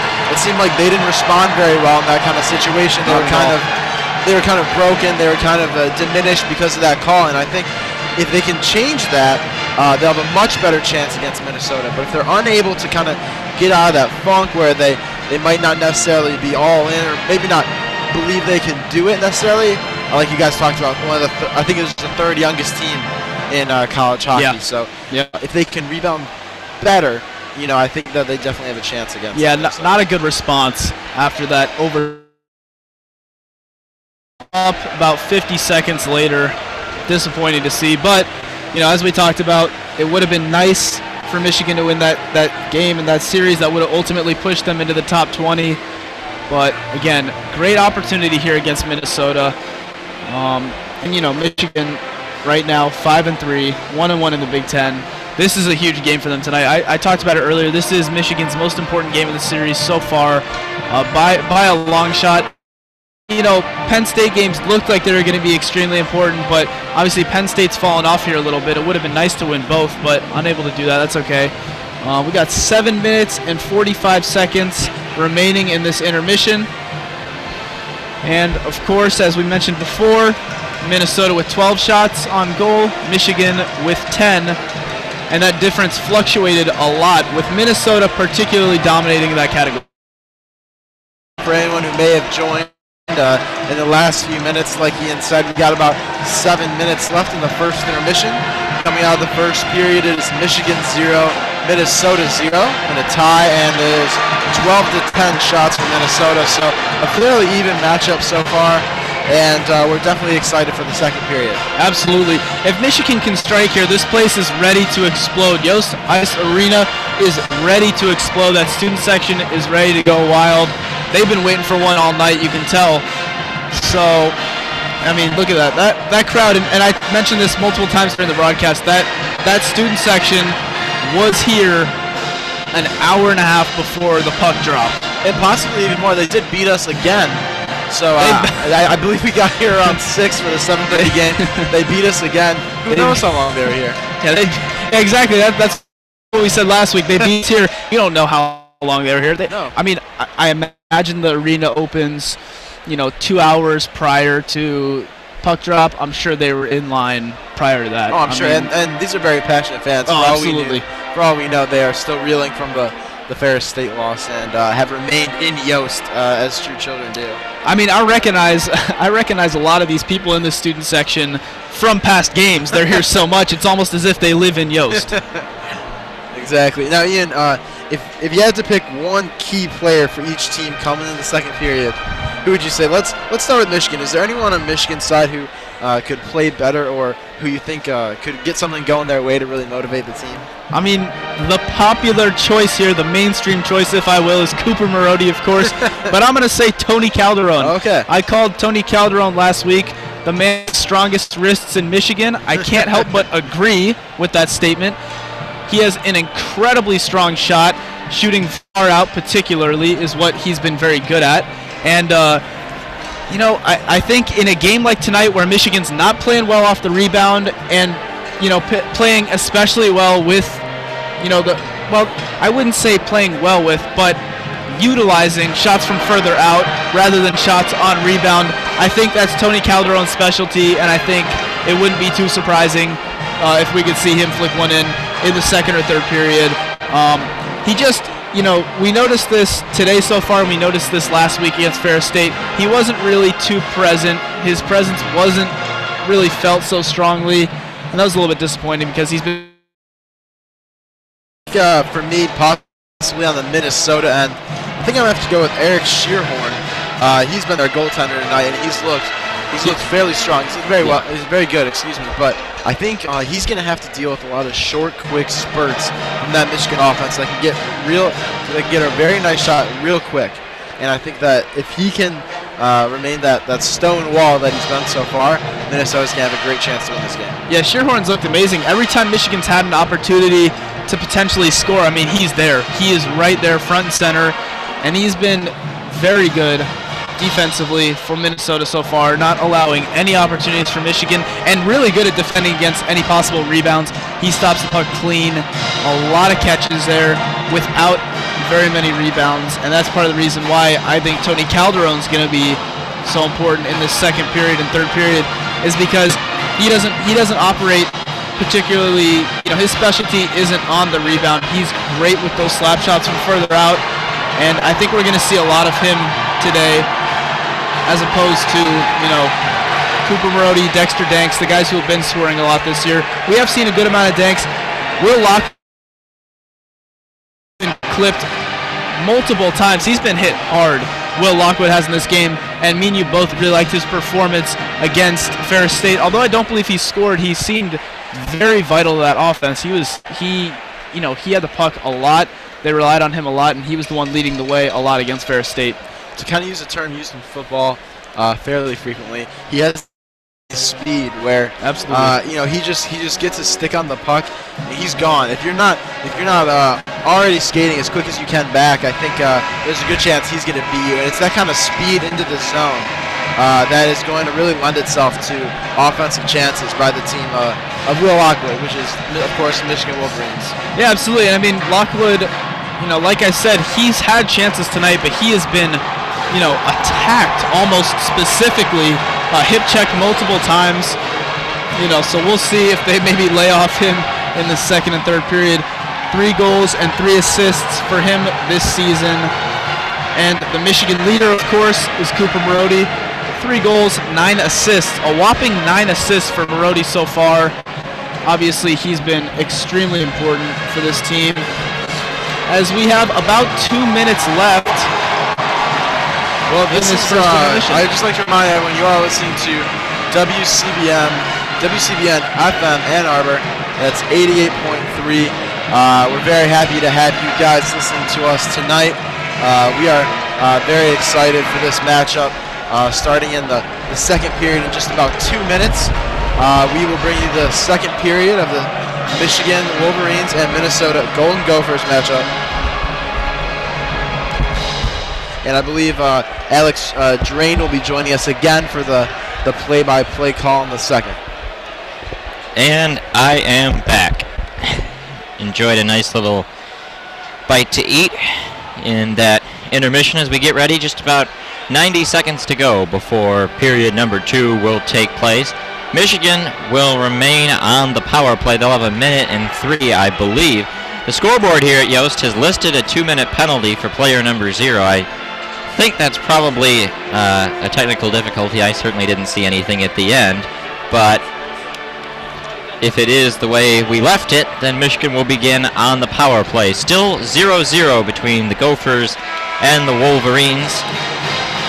And the players are coming back out onto the ice as Hail to the Victors plays. Michigan skates out the left side from their locker room, while the Gophers, wearing their maroon away jerseys, come out from the right side. It's been handed the stats from that first period. Shots were 12-10 in favor of Minnesota. Michigan, interestingly enough, was led in terms of shots by number 3, Nicholas Boca. Rather interesting, since he's a defenseman. And second in shots was, with 2, was Griffin Luce, also a defenseman. So 5 of Michigan's 10 shots coming from defensemen, which is rather interesting. Yeah, I think that's a very interesting point you made there, Alex. I think something to kind of keep an eye on. It looked like the Michigan Wolverines forwards are having trouble putting the puck on the net. So I think if they can really buckle down and make sure they get more accurate shots in the second period, you can see those shot numbers rise up. Well, it does look like a penalty was handed out there at the end of period number 1. It's been given to number... In fact, we will begin period number 4 and 4.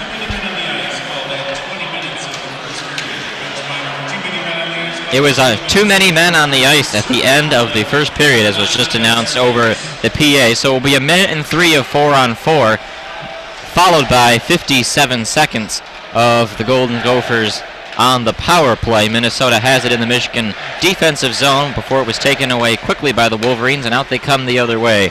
Here's Calderon just entering the Minnesota defensive zone. but was quickly pinched off by that very stout Minnesota defense that really has just stifled a lot of rush all night long. Bristette fell to his knees, but was able to get the pass away to Sadek, who gave it up to Lindgren. Just tips it off his stick into the Michigan defensive zone, and we get a change. Here comes Hughes the other way. He gets past center into the defensive zone, and he's once again so smooth, so swift. And just under 3 seconds, 2-1. That'll kill off the Minnesota penalty. Johnson is out of the box, and the Danks penalty for too many men is still the only penalty. So now Minnesota will get their first power play opportunity of the night. They'll get about now 45 seconds, as they were not really in the right position. They bring it out into the offensive zone, and here they come. Middlestat was the one to bring it in, but the puck got lost behind him, and now Slaker's jamming for it. Played behind Middlestat along with Pitlick, and now the puck comes free for an opportunity. A shot, quick save, rebound, the puck is loose. Where is it? It's free, they jam away, and LaFontaine secures it. Well, that was an incredible save by LaFontaine there.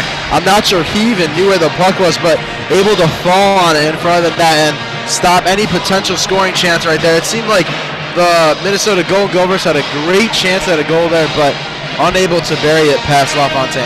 Yeah, that was Tyler Shee, the captain from Burnsville, Minnesota. He was just coming off the bench on a line change, and the puck came free, and he just said, look what I found, bring it in and take an opportunity. A lot of homegrown players for Minnesota. Shee himself is from Burnsville, Minnesota, but a lot of guys playing on this squad from the state of hockey, as it's called. The Gophers set up the power play, but now only down to about 10 seconds. Pitlick skates towards the center. His shot, they score! Rem Pitlick of Plymouth, Minnesota, I believe, will get the credit. He just skated in a little bit, dangled to the center, and let a wrister go. And it beats LaFontaine. Yeah, it looked like it may have been tipped, but I think you're right.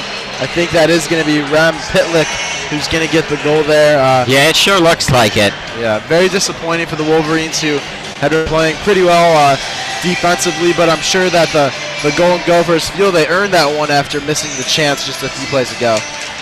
Yes, indeed. Smatula was in front of the net, but I think they'll end up giving the credit to Pitlick. So the Gophers take the lead. The shot's up to 14-10, and this is where Michigan needs to stand firm and not let another one as a quick shot opportunity for Minnesota as they keep it into the Michigan defensive zone before they were able to chip it out. And interesting, it sounded like they might have given it to Smatula on a tip. Yep, Smatula from Pitlick. They say he deflected it in front of the net. He'll get just inside the first 2 minutes of the second period when Minnesota strikes first. But again, this is Michigan needs to stand firm, create opportunities offensively, and try to get one back. They cannot fall down 2-0 in this game against a team that is as good as the Gophers. Yeah, that's an excellent point there, Alex. And I think the Michigan Wolverines have to rebound quickly, otherwise they risk the possibility of letting up another down. Ooh, and there's a pass tipped by Novak of Minnesota, went up over the boards into the penalty box.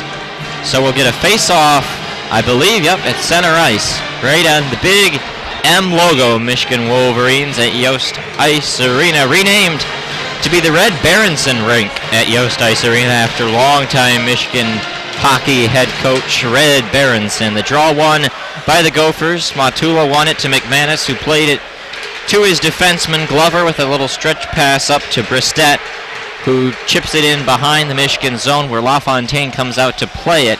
He paddles it in an attempt to get it to a Wolverines player, but was unable to. The Gophers hold it in and create some opportunities before Hughes finally takes it away, hands it off to Warren, trying to create a little bit of a rush the other way, but nothing much coming of it before it quickly gets swung back into the Michigan zone. McManus went in on the charge, but just like that, the Wolverines take it away. Up they come the other way. Warren and Winborg were the forecheckers. Hughes battling at center ice, fighting along with Bristette was his opponent. Chance there for a big hit by Porikos, but was unable to lay it down on Nanny.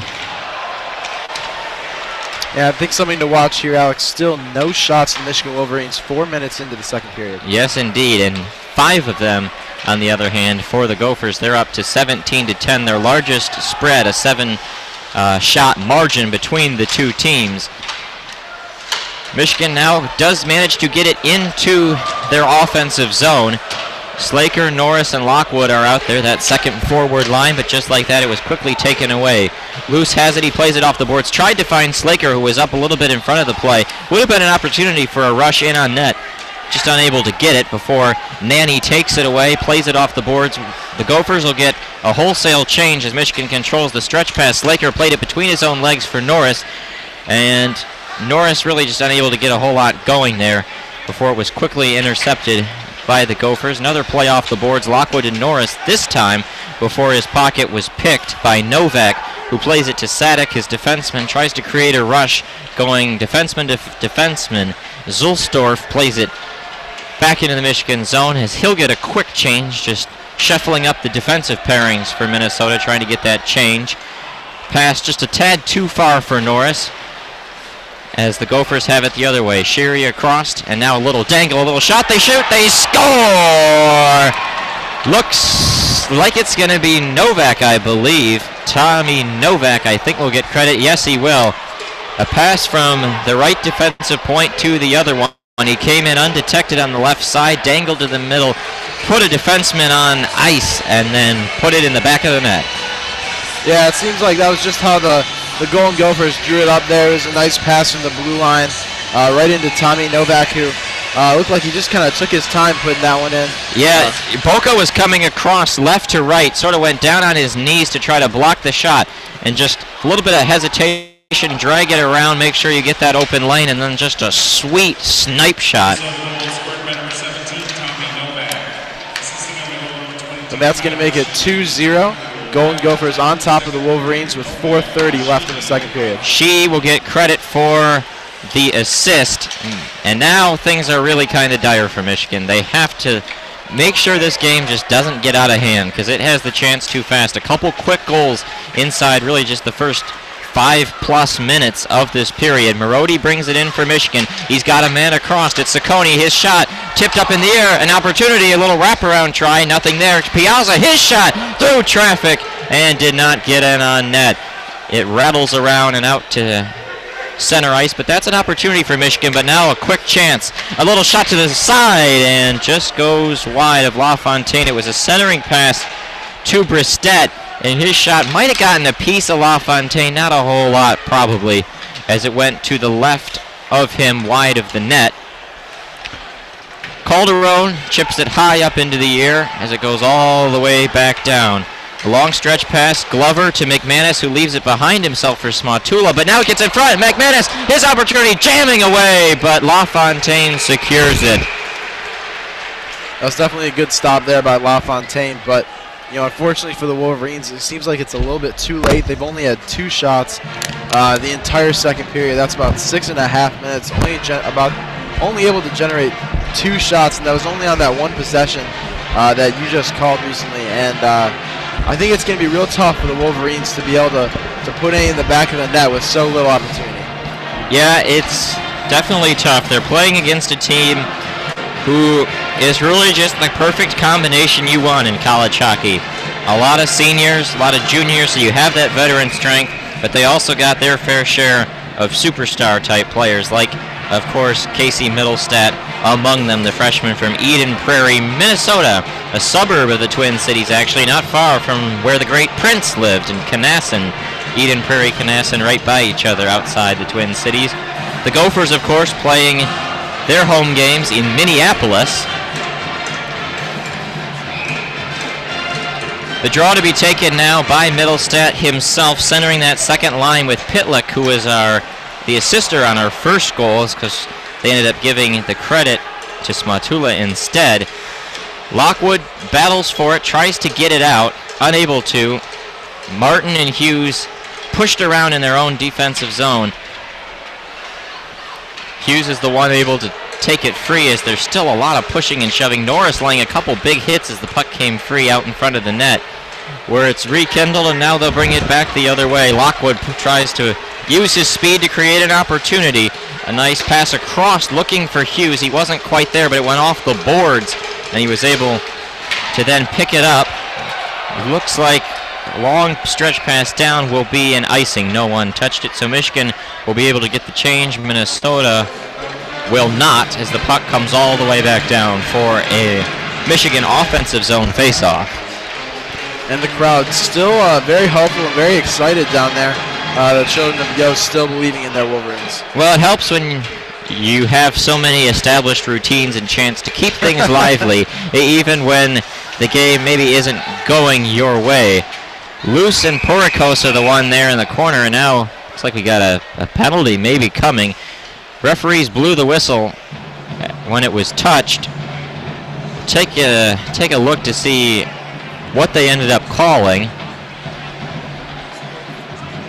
The left hand goes up in the air. I guess it might have just been an offsides, maybe? I'm not exactly sure. I guess so. It looks like no one headed to the box. No one heading to the box. They just kick it outside the Minnesota defensive zone. They'll take the face-off right from that slot, and a high-rising shot was just sort of, pushed aside there by Shearhorn. And now the Gophers control it and bring it up the other way. It's Gates. Gates, a little pass across, and a chance, and I think it's in. It is, and they score again, and it's 3-0 now. Now it looks like he might be down on the ice. And yeah, he's down. The right hand of the referee definitely went down, and the light went on. It sure looked like on that centering it went in. Looks like they're gonna maybe review it. I think it should be 3-0. They haven't put it up on the scoreboard yet, as Shee's getting to his feet, and he's gingerly skating off the ice with the assistance from the Minnesota medical training staff. And now it has been added up onto the board. The Gophers take a 3-0 lead, so just 8 minutes, less than 8 minutes. We're only 12:09 as we take a look. Oh, that's a tough break for Michigan. Yeah, it looks like Boca, as that puck slid right through the 5-hole of LaFontaine, looks like Boca had maybe a split second to try to dig it out. Exactly. It went in off a Michigan player. The centering pass was never tipped in by a Gopher. Instead, it went in off a Michigan defenseman. Wasn't sure exactly who it was, but Boca was the one that tried to clean it up, but he just wasn't quite on the spot. But all of a sudden, 12 minutes to go in the second period, it's already 3-0. And if Michigan's going to make anything happen, it needs to happen now, as a high-rising shot goes up over top. Michigan getting a little bit physical. Warren with a firm check. Perhaps they need to be, because they're just not creating enough, and Minnesota right now is too skilled and too opportunistic, getting on the puck quickly, as an icing is called on the Wolverines. So 11:23 to go, and the scoreless first period is no more. It's 3-0 Gophers. They have dominated this second period. Shots now 21-13 in favor of Michigan, or in Minnesota, excuse me. And it looks like after each goal, the Wolverines seem maybe a little bit more down on themselves. They really need a pick-me-up, and maybe that is that physicality that you talked about. Yeah, or they just need something to get going. And really, LaFontaine's played a fine game. There's nothing he's done. It's just been a combination of different errors, but nothing egregious. There have been really no horrifying turnovers or anything, just some really good shots by Minnesota. And when you are as talented as they are, that can happen. A shot from Pastuov goes into the glove of Shearhorn. A little pushing and shoving now. Looks like Sadik and Pastuov looking at each other, maybe a couple bumps before the referees break them up, as we wait for a face-off. Yeah, I think the Wolverines are going to have to win this face-off. They're going to have to win a lot more. Just keep the puck in the offensive zone. It's something they have not been able to do recently. Usually they're just quick and that's trips. The thing. If you're not really getting into the offensive zone very well, because Minnesota's been so good at stifling the rush, when you do get the occasional offensive zone face-off, you need to win those. And they don't, but a quick takeaway. Roos, he's got Pastuov. Roos dangles to the middle, curls around, shot, they score! Pastuov put it in. Roos created the 2-on-1 opportunity. He went down the right side, curled around, passed it, and Pastuov cleans up the leftovers, and the Wolverines get on the board. They cut the deficit to 3-1. That was a great shot. I think even more. I think what a even beautiful more shot! Impressive than the shot though was the rink awareness by Roos to realize he's falling and he's going to dish that right to the other side to a wide open pass draw to Barry. He tried to do the old Todd Bertuzzi spinorama, and he just kind of tripped over himself. And as he's falling down, he just slides it to Pastrov, who's right there in an empty net. He slides it in, and this gets the crowd back into it. They got the Seven Nation Army going over in the student section. A little bit more lively. If they can get one more here in the second period and can hold Minnesota, they will be in this game going into the third. And they need to build on that.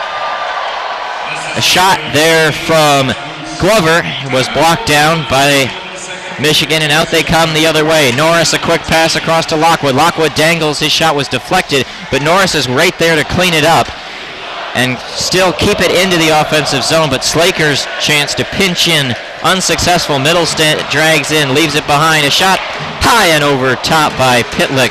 Just went a little bit above. Steve Johnson is pushed along the boards as Quinn Hughes is going to be the one to bring it on in for Michigan. He leaves it behind for Slaker, and Hughes throws it towards the front. Nothing much going, and now a 2-on-1 opportunity for Minnesota. She's got it, and he sends it across to the Middlestat, and what a great job by Hughes to back check. He was leading the offensive zone push. He gets all the way back and intercepts it, and now creates an opportunity on the other end for Marody. Marody's pocket was picked briefly, battled for, and now the Gophers do end up controlling. Planting his man on the boards was Boca. A shot into the glove of LaFontaine for a whistle. Shots 22-15 in favor of the Gophers. The score 3-1, 9:20 to go here in period number 2, and we get a bit of a break as they resurface the ice. And both teams will go over to their respective benches to draw something up. If you're Mel Pearson, what are you saying to your guys in this break? I think I'm saying, all right, guys, stay focused. Let's not get too loose because Minnesota's going to be able to capitalize on any big turnovers or chances you give them. So you're going to have to stay really focused defensively and definitely keep the puck in the offensive zone longer if you can. Even if you might not get the shot you want, I think you need to maintain some kind of consistency into the zone so you can develop more chances. Yeah, I'd agree with that. And if you're Minnesota, you just have to keep plugging, because that goal they gave up really was not a fault in their system. It was just a bad mistake and a bad turnover. It was a miscue, nothing they're doing necessarily wrong, just kind of an evident turnover and a chance, and that's what Michigan needed. They needed a team like Minnesota, who really is so stout normally, to create a bad mistake leading to a good chance for them, and they capitalized. Give them credit for that. They need to keep fighting. 9:20 to go. They've got plenty of time. Just over halfway to go in this game. If you can get back to 3-3 and, potentially fight to even just a draw against a team this high quality, they'll take it. The face-off is won by the Wolverines. They tried to chip it out. No one was quite there to get it. It went all the way back down the ice for an icing. So we'll just do the whole thing over again from the same spot. Right side of the Michigan net, where LaFontaine continues to man his ground. The draw to be taken by Marody, and he is able to win it. Battled for by Luce and Boca in the defensive zone. Luce is the one who ends up being able to grab it, and out he comes. Just gets it in past the midline before it was chipped down into the Michigan attacking end before Minnesota quickly pounced on it. Just going back and forth a little bit, battling in the neutral zone. Nothing much developing at the current moment. She had it, and he lost it. Then he gave it to Gates, and Gates' shot was blocked there by Luce. He continues to hold it. Boca and Luce trying to apply some pressure and take it from him. Oh, and now a push down to the ice. Looks like it's going to be a boarding call on Michigan once they can possess it, and now they do. The hand goes up in the air. It's either going to be Marody, maybe, or no, I think it's going to be Griffin Luce, probably. He's the one sort of jawing with the official just a bit. I think it is Marody. Yep. Yeah, and he's looked. Both guys were down in that corner, and one of them pushed it down. We have a kind of an obstructed sight line for that end, but it'll be probably a boarding, I bet, is the call.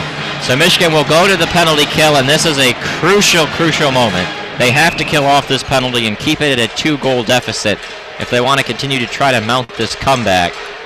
These are definitely the mistakes that Mel Pearson is not looking for. Just too many penalties for Michigan this season, and maybe that's an undisciplined young team thing, and perhaps it is. Maybe it's the new system, new coach, whatever it is. They've got to cut down, especially against a team like Minnesota. You just can't give them that many chances. The Gophers win the draw and have a couple passes between each other, but nothing comes before Lockwood gets on his horse on the forecheck, and he has it down behind with Johnson battling on him. Middlestat comes and cleans it up to take it away. It's Lockwood Norris, the main forward penalty killers. Ciccone and Piazza, the senior pairing for Michigan's defense, and a one-time shot was fanned on. It looked like by Shee. The fans laugh a little bit about that. It's like the puck went up and out of play, so they'll do a face-off from the right side of the Michigan defensive zone. A minute 25 to go in the power play, and the puck went up into the student section, and that kid that they've had in the student section all night long, he's probably about, I don't know, what do you say, maybe 10 years old? Yeah, I think so, He gets handed the puck to him. He's standing right above that Swedish flag that they're holding in the student section. Bristet out there for Minnesota. He passes it across to Zulsdorf. Now to the side, Novak. Novak looks down in front, Gates his shot, and a quick takeaway by Michigan. They clear it all the way back down. The crowd with an applause of happiness about that nice clear. Now a takeaway, Brendan Warren on the forecheck there, along with Jake Slaker, kind of a hodgepodge of guys that play on the fourth line and on the second line. Warren and Slaker doing a great job. Not doing a whole lot, not a lot of opportunities. They're shorthanded, obviously, but they're just in there, and they killed off probably about 20 seconds of Minnesota power play time, and their legs will get a bit of a rest. They go off for a change as Michigan shuffles back to their top penalty killing unit. Sanchez is out there among it as the Gophers hold it in their offensive zone, but still not a whole lot of shots, just trying to create the right opportunity. Bristet dangles to his left, leaves it behind himself for Novak. Novak tries to get it to Zulsdorf. He had to do a good job to back up and hold it in, and a shot by Bristet is blocked, and now a little chip out, and it is free. Winborg was the one able to get it just out in 2 seconds. Michigan is off the hook. Out of the penalty box is Marodi, as it looks like we've got a whistle. The face-off will come into the Minnesota defensive zone. That was a great penalty kill there by the Wolverines. Definitely something they needed, but I think unfortunately, that's not something you're looking for in the first place. So if you're going to be sloppy like that, Minnesota's going to take advantage sooner or later. They've now got a whiteboard over in the student section. The fellow right to the right of the small child has got his whiteboard. It's got a sign. It says Josh, Michigan class of 2028. That makes you feel old. Michigan had a little bit of a chance in the offensive zone, but very quickly taken away by the Gophers out into the neutral zone before Hughes picks the pocket of Romanko. As the Gophers still trying to battle as they do get a little bit of a takeaway. Sadik across, looks for Lindgren. His shot goes wide of the net. Slings around the boards. Sadik on that right point. Also slings it around back deep. Too far, though, for the man he was looking for, Romanko, who then plays it off the boards a little too far as Roos then tried to get the stretch pass, unable to connect. Minnesota will grab it as Michigan forwards get a change. Romanko brings it in. He leaves it behind himself. He'll go off as the Gophers had gotten a change. He was the only guy who hadn't gotten off yet, and now he does, and here they come the other way. Hughes joined by Dexter Danks. Hughes is on the offensive try. A little rising shot went up and into the glove of Shearhorn. So it'll be a face-off coming now. Yeah, I think there have been a few more opportunities for Michigan. I think they're definitely on the right track, but they really need to, put the foot on the gas here and get as many as they can before the second period's done. 5:23 to go in that second period. 3-1 Minnesota over Michigan. All 4 goals coming in this period is now a chance in front. Michigan still battling for it. Looked like a little wraparound opportunity for Marodi, but he got knocked off the puck a little bit. Calderon held it in for a split second. but Minnesota was able to recollect, chip it out, and create the rush coming the other way, and they've stationed now, camping themselves in the Michigan defensive zone. Middlestat working with it, but he was flanked by two men as Marody was the one to pick his pocket. Calderon takes it out, Danks has it, and he does a nice job turning to his side to avoid a big hit. As now with it is Marody, he's got Piazza. Piazza shot, didn't see it, did Shearhorn, and he secures it. 4:36 to go in period number 2. I think definitely something that the Wolverines are going to have to deal with for probably the rest of the game, unless they can figure something out, is that great poke checking on the Minnesota defensive end.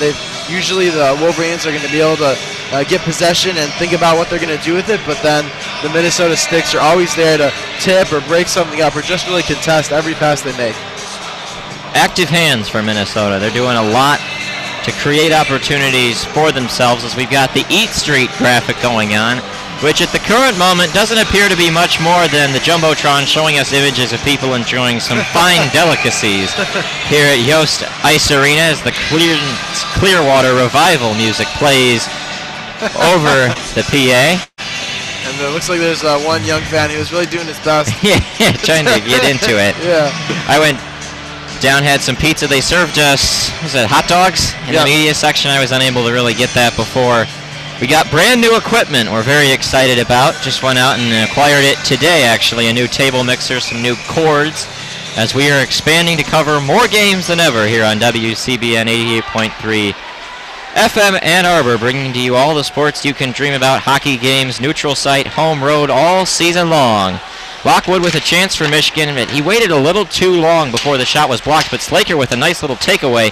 Loose, dangles with it, throws it in on net. Shearhorn hit his pad and just wristed it away, and now Norris try just goes wide, hugging that near side post with Shearhorn. Loose has it, his try goes in for a save by Shearhorn. Now he's getting a couple shots thrown in on him.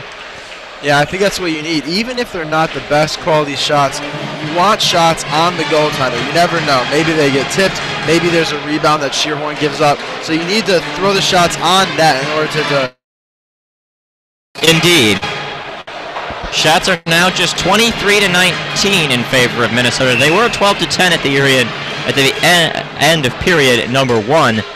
So Michigan's worked their way back in the shot column. They've really played a much better second period since that first disastrous 8 minutes where they gave up 3 goals, and they've managed to stop the bleeding, get one back, but again, they need to get it, maybe if not at the end, put some more pressure on Minnesota. But as they always say, the 2-goal lead in hockey is the most dangerous lead in sports. That's correct. And now, while I don't think Minnesota is a team that kind of turtles up defensively, it's always the danger when you're up 2. It is. It's the danger of getting complacent and just kind of falling back and being a little too content with what's going on.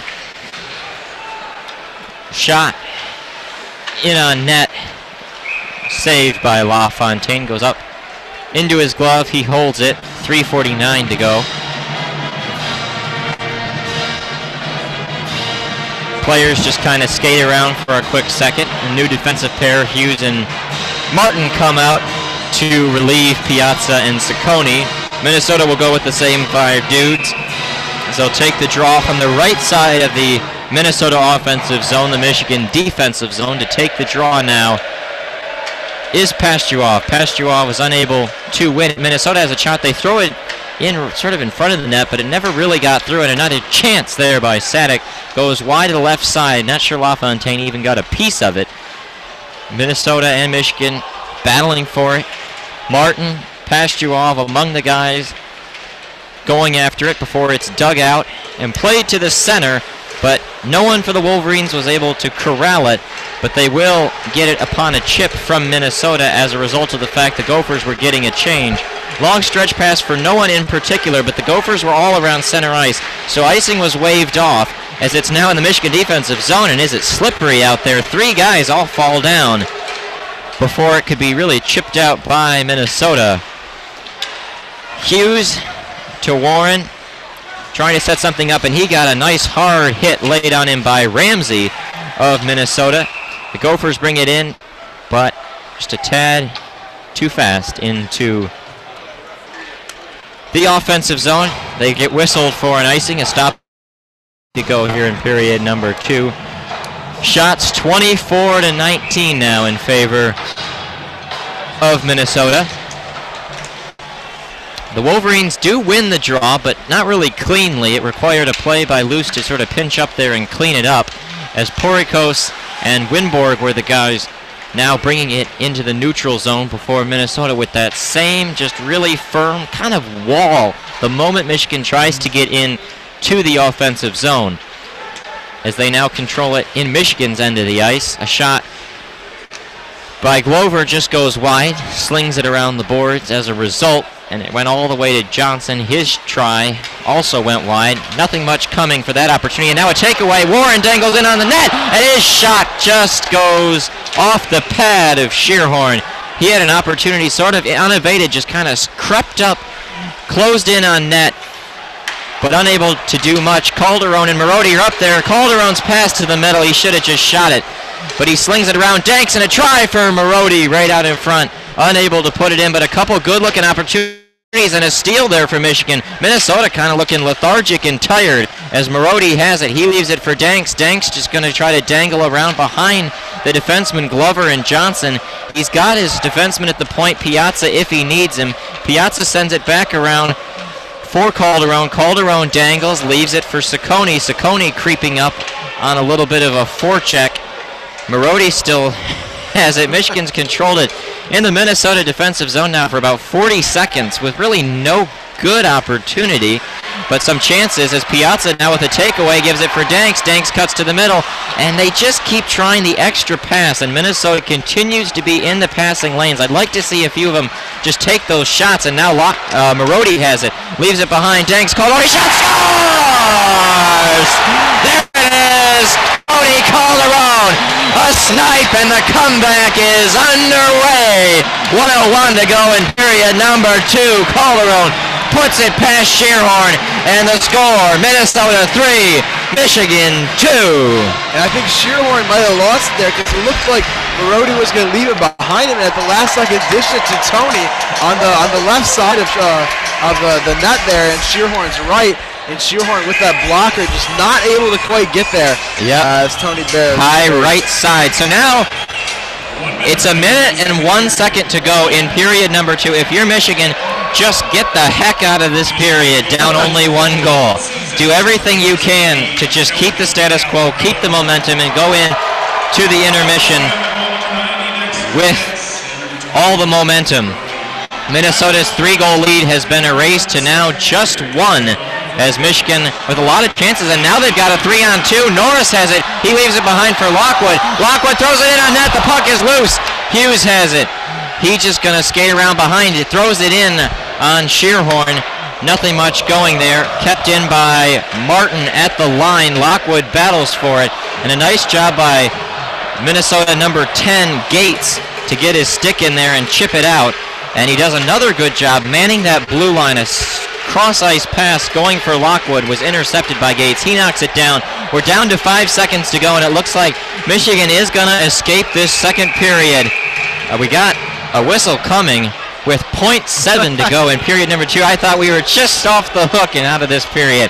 And nope. Not sure what's going on.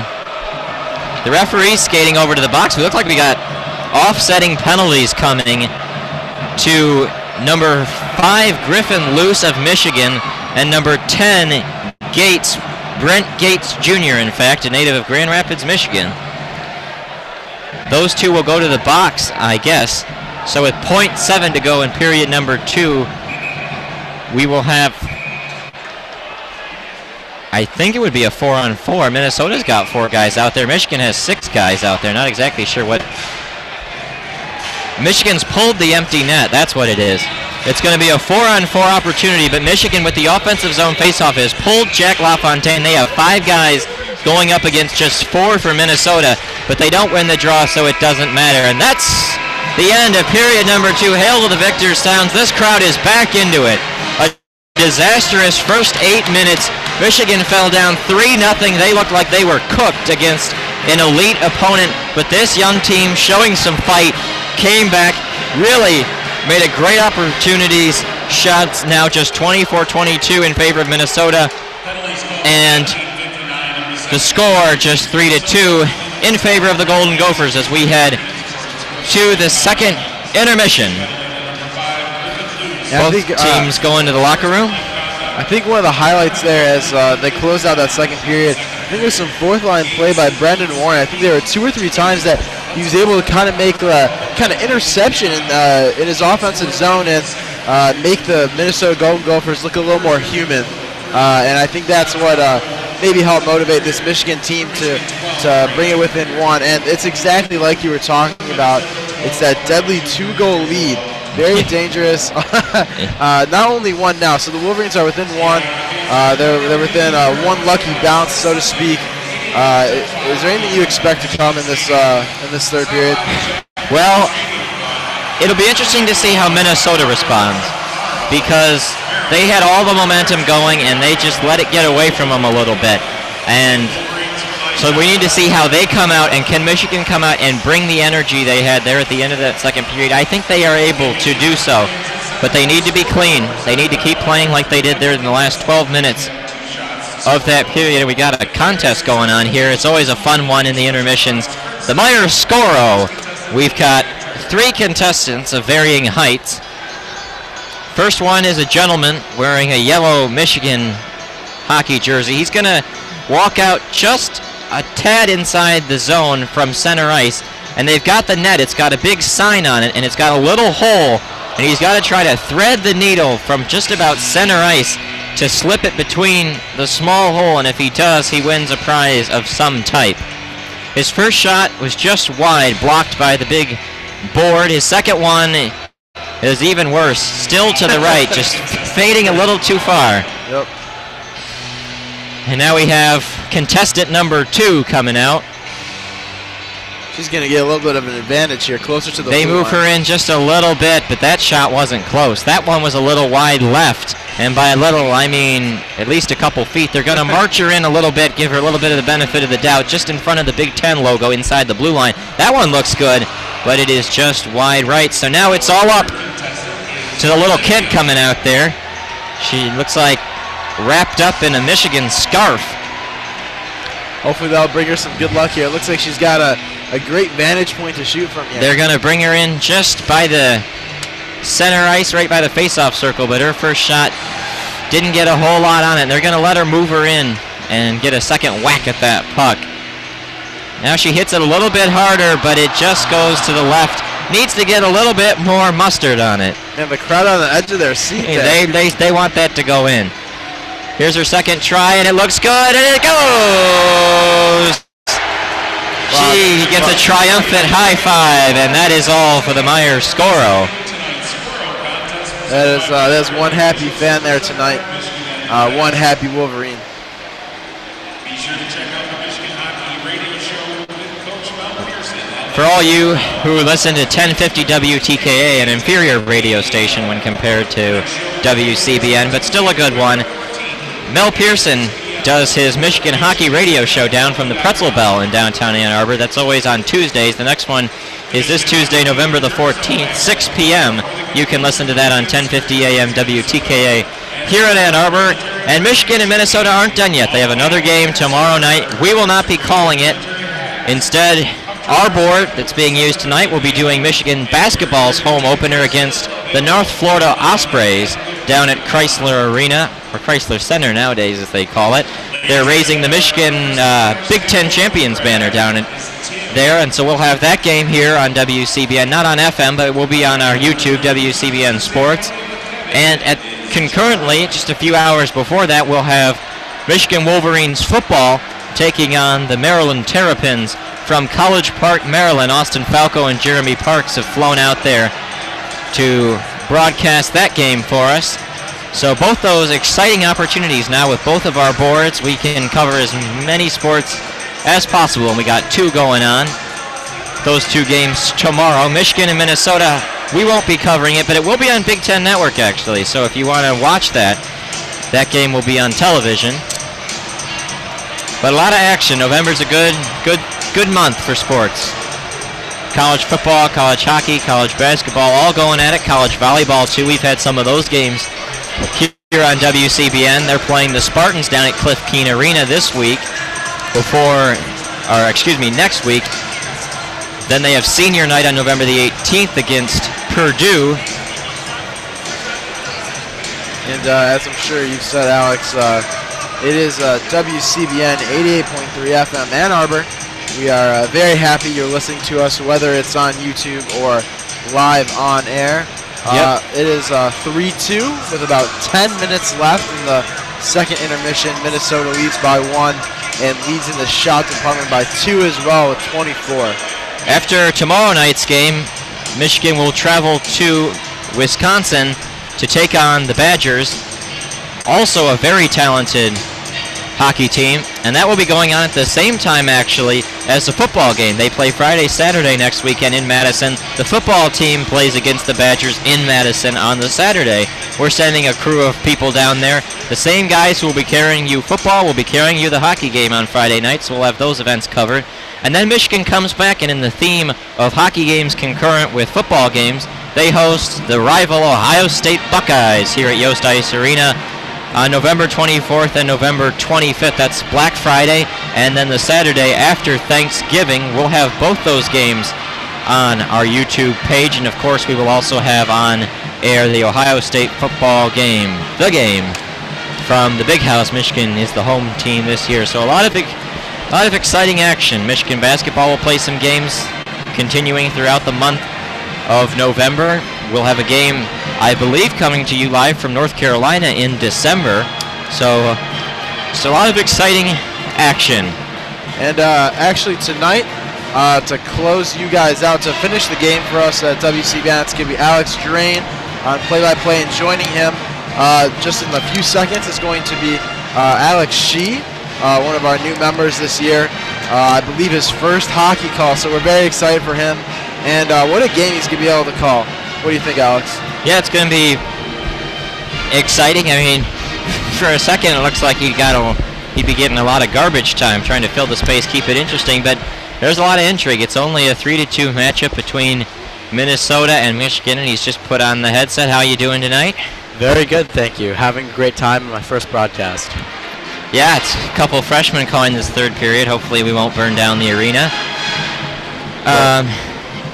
As we get set now for period number 3, we have just about 8 minutes. The Zamboni is making its rounds across the ice. You've been watching here from the press box.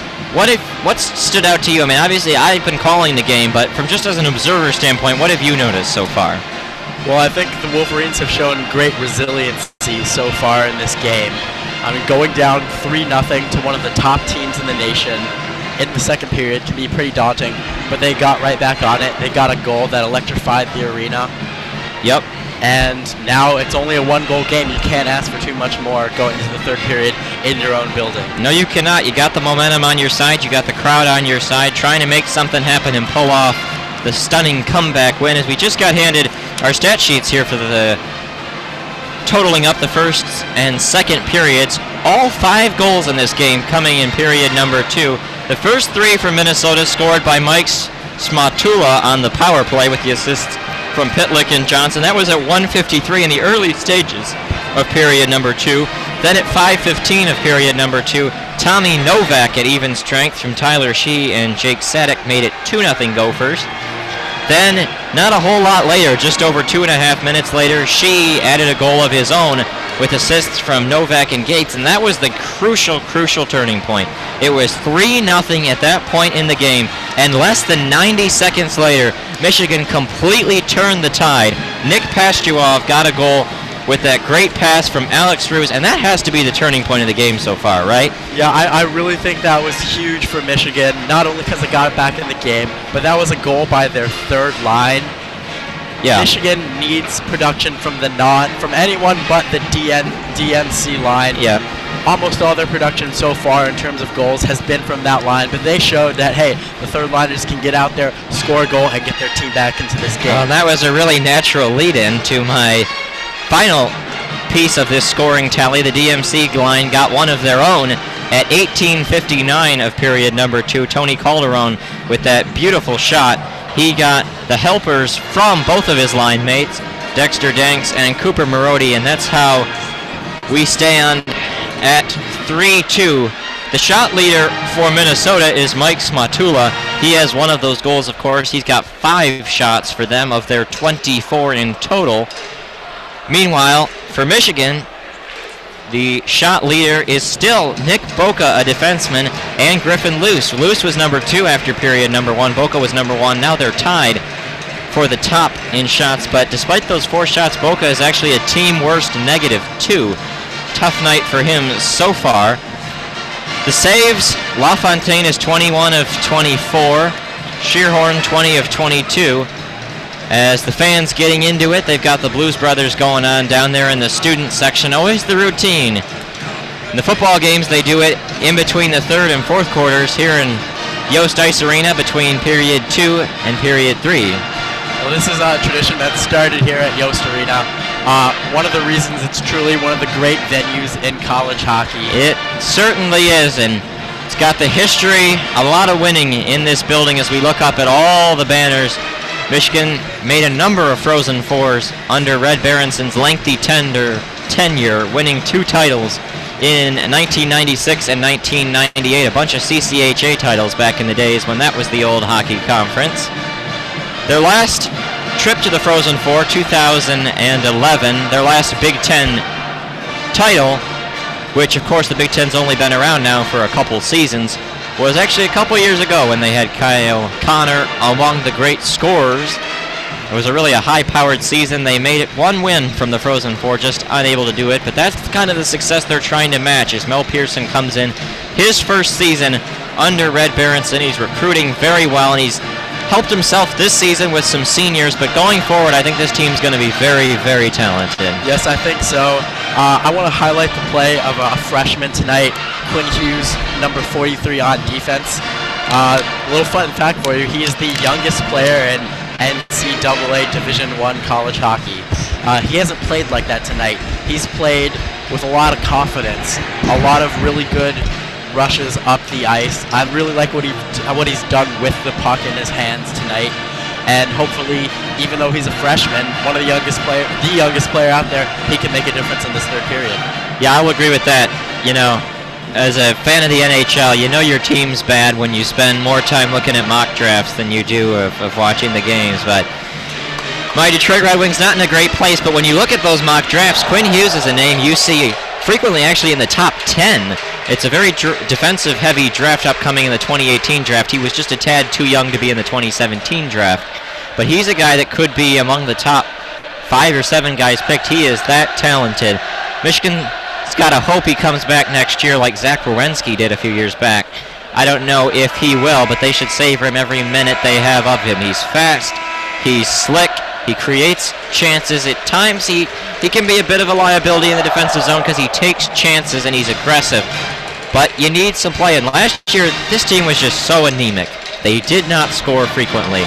This season they are, and doing so quite frequently, and that's been the biggest change, but they need to just be a little bit crisper defensively here in this 3rd period. They need to lock down Minnesota's rush.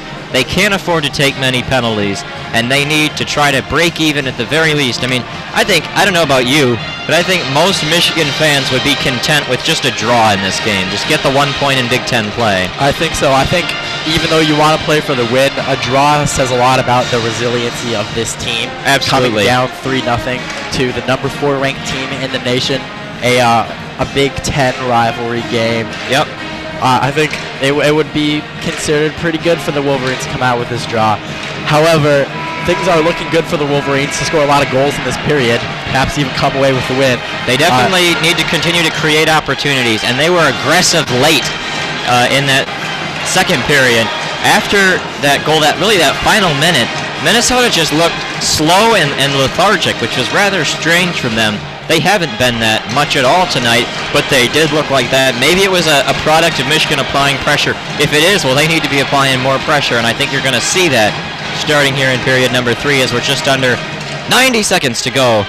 As we thank you for joining us for period number 3 of action, Minnesota 3, Michigan 2. here on 88.3 FM Ann Arbor WCBN, and of course on YouTube WCBN Sports. And I think Michigan is really going to look to apply the pressure early on in this third period. Like you said, with Minnesota looking a little bit slower, almost a little bit shell-shocked after those 2 consecutive Michigan goals. Yeah. But so far this season, Michigan has outscored their opponents 13-5 in the third period. At the beginning of the season, Coach Pearson said he thinks this is really a third period team. So this is a great test for the Wolverines, to test their mettle, to test how they can play in the third period. Can they continue their strong final period play against a team that's truly elite in this league? I like that you spent your first 2 periods studying up all these nifty statistics. It's a nice element to the broadcast. Yes, would you like to know another one? Oh, sure. Hit me. We got 30 seconds before period number 3. Okay. So far this season, Michigan ranks second nationally with an average of 17.88 block shots a game. I think that's going to be very important in this third period to really block the opportunities that Minnesota has. And this is a great team. They're going to have opportunities. But if Michigan can really just tighten up defensively, get in the right position, which they really started to do at the end of that second period, they can make it hard enough for Minnesota and allow them to have put them in position to score. Defense leads to offense. Yeah, I agree with that. See that. I've watched a handful of Michigan games this season. I've now been at 4 games this year, called 3 of them on air, but certainly the sight test of watching those games, I have noticed that they do block a lot of shots, and we are underway here in period number 3. The draw won back by the Gophers. As a reminder, it's 4-on-4 action for basically a full 2 minutes. The penalties were called with .7 to go in period number 2. Serving in the box is Griffin Luce along with Brent Gates Jr. are the 2 men there, making it a 4-on-4 action. And in 4-on-4, you always have opportunities. Guys create chances, and like this one right here, Minnesota looked like they had a bit of a break, but now coming the other way. Marody gives it to Calderon, a little 3-on-3, leaving it behind. Oh, and just not seeing it was Hughes. He just didn't quite see it in time, as Michigan will get a quick change with that forward unit, as Hughes is going to go up on that forecheck, which he does so well. Ended up getting sealed off, so he left it behind for Will Lockwood, who does a nice job to dangle in. He shot high. Looked like it might have gotten a piece, perhaps, of the goaltender Shearhorn. If not, it was just a little bit high. Deflected up and off that glass, but stays in play. As Saccone has it, he leaves it behind for Piazza. Piazza's pass for Lockwood. Lockwood does a great job to poke check it and keep it alive at center ice. A lot of speed on this forward unit for Michigan with the 4-on-4 action of Norris and Lockwood are the 2 out there. Piazza and Saccone digging it out in the corner. We've got about 40 seconds to go in 4-on-4. Saccone's pass just not able to corral it was Will Lockwood, but he stays aggressive, and he actually takes it away, plays it off the boards to himself, just hammering away in that offensive zone, allowing his team to get a change. Out they come with a different set of guys. Slaker is the one out there with Dexter Danks along with Boca and Hughes, an interesting kind of pairing they've got going on here. Of course, Boca's normal pair, Luce, is the one in the box. He rises and gets ready to come out as we've got about 10 seconds left in the 4-on-4 as Minnesota gets caught offsides. Well, in the first couple periods, some of Michigan's good chances that they didn't convert on happened when they had a very good forecheck. They kept the puck in the Minnesota zone, forced a couple turnovers, and hopefully Michigan can do that early on with some of their faster players. Especially that first goal. There was just a blatant turnover by Minnesota, not something a team like that normally does, but Michigan took advantage of it. A shot goes and is deflected by LaFontaine as both teams are back out at even strength. A nice hit applied by Boca. He put it right on Bristet, and out they come the other way. Boca dangles, and he gets pinched off there by Steve Johnson, who then slings it around for his forward McManus, who brings it on in. McManus had to sidestep a check from Alex Roos as Minnesota brings it in on the forecheck, but Michigan just quickly, very fast, dig it out, get it back out into the neutral zone, but just like that, the Gophers bring it on in. They're trying to be aggressive, trying to get that 2-goal lead back. Sadik left it for a man behind him, who then just chipped it along, and a big hit laid. Lindgren's shot goes wide of the net. Looks like it got deflected. Pass down below for McManus. A chance, it seemed like, for Sanchez to pick it off, but he was unable to. Pastuov takes it away, and He's going to then skate on free as out they come. He's just going to do a little bit of a dump as they'll get a change. Does Michigan. Minnesota also having just gotten a change. Lindgren skates with it, bring it up across the blue line, and a quick takeaway by Tony Calderon. He's got an opportunity with Dexter Danks. A pass across, Danks, shot, scored! We are tied! Dexter Danks, and it's 3-3. And once again, it's that run DMC line for the Wolverines. They've scored 2 of the goals so far. And I think, once again, even though that was an amazing play right there, I just want to go back to that first goal of the game. That got the team back into it, got the Wolverines' mojo back, and put their best line, put their best players into position, or if they make a couple good plays, they can tie the game up. That's what they've done. A perfect takeaway by Tony Calderon at center ice. A little poke check, the puck came free. He grabbed it and created a 2-on-1 opportunity with Danks. A perfect pass across, hits the tape, waits a split second, but then fires it past the goalie Shearhorn, who was just trying to slide her off. Danks is one heck of a sniper, and he put it in. The crowd is rocking. We're under 17 minutes to go here in the game. 3-3, Michigan and Minnesota. The Gophers have got to be wondering what hit them. They were up 3-0 with 12 minutes to go, almost halfway through this game, just cruising. And now this young Michigan team has adjusted, they have adapted, but now they need to continue to be sharp. And a nice back check there by Calderon. But now an opportunity presents itself, a pass to the center, Fandon, another try, shot, rebound, they score. And just like that, the Gophers get it back. It looks like Gates is the one that's going to get the credit, and they just got a little sloppy for about a half second. Calderon didn't see it. Minnesota takes it away. They pass it across to the center. The puck went up in the air over the shoulder, it looked like, of LaFontaine, and it just kind of rolled in a weird shot. And that is so tough, but they have to shake it off. Yeah, that's a sign of veteran elite team right there for Minnesota. Responding like that. Wasn't anything pretty, wasn't an amazing play, but they put themselves in the right position, and they got one right there. Yeah, but if you're Michigan, you've played really strong hockey for about the last 15 minutes, and if you keep plugging, you're going to have opportunities for yourself. If you keep doing what you were doing that brought you all the way back from 3 goals down, 1 goal down doesn't seem like a whole lot in that perspective. As Norris gives it to Lockwood, they think, I guess that'll be a hand pass. So it got caught up in the air. He put it down and gave it right to Lockwood. So a whistle, 15:42 to go. The Gophers have reclaimed a 4-3 lead. They answered within just over, really, 30 seconds. The faceoff will come all the way back down in the Michigan zone. And Drain, I think this is a really important shift right here for Michigan. This is their 4th line.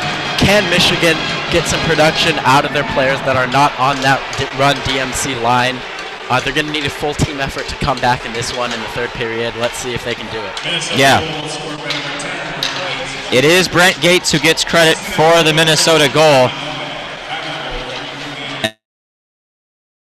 Defensive zone, Griffin Luce does a nice little play to leave it behind himself. Boca, and now a pass across, and a shot just got deflected. And going in behind the Minnesota net, Michigan still holding it in, a shot. Ooh, and a little deflection into the glove of Shearhorn. And that's what you need to do, force an offensive zone faceoff. And they can create instant offense if they just win the faceoff and then get an opportunity. And this is a time where it really helps being at home for the Wolverines, getting that second opportunity to have a change. Can Coach Pearson be creative and try and get a good matchup for his first line? In order to do that, though, the lower lines have to hold their own. Yeah, that's what he needs to do. Create, get the right matchup, get the right guys out there. The shot goes just wide of the net. Minnesota controls it, and out the other way. Skating after it is Piazza. He will beat the Minnesota player. That was number 16, Jack Ramsey, chasing after it. We mentioned a little bit earlier a native of Eden Prairie, which I said was right by Prince's home of Canasson. Jack Ramsey is actually from Canasson. a junior born on November the 2nd, 1995. Again, a lot of homegrown players from the state of hockey. As the Gophers bring it in, they sort of chip it in behind, and now Ramonko, a pass in front. Sherry, an opportunity, just still battling for it. A bunch of shots thrown in on net. I'm not even sure if any of them actually reached LaFontaine, but close enough. Pastuov battles for it. Roos going to come over, leaves it between his own legs. Piazza takes it. Piazza plays it off the boards to Sanchez. Sanchez a little pass to Pastuov. Pastuov across the blue line. His shot high and rising. Went off the shoulder of Shearhorn. Not sure how well he saw it or where it was after the rebound. As now the pass goes off the boards. Hughes takes it, brings it past the blue line into the offensive zone. Gets tied up a little bit as he went skating by the Minnesota net. Never able to quite get a shot off, but he keeps battling, and Martin is able to hold it in for a split second as he keeps doing a good job just to create chances.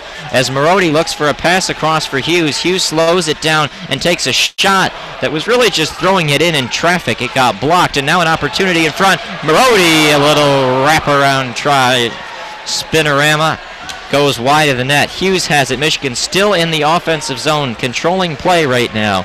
Hughes gives it to Martin. Martin goes to the right side, puts it down in front of the net. Danks looks like was the man they were looking for, but he was just unable to free his stick and create anything. But now a stretch pass. Marody has another opportunity. Brings it in past the blue line. Dangles behind the net. Throws it in front. Slaker, they score! And we are trailed no more. 4-4. Jake Slaker gets credit. And Jake Slaker scored that goal, converted. Huge for the Wolverines. But I want to go back to who we talked about in the intermission.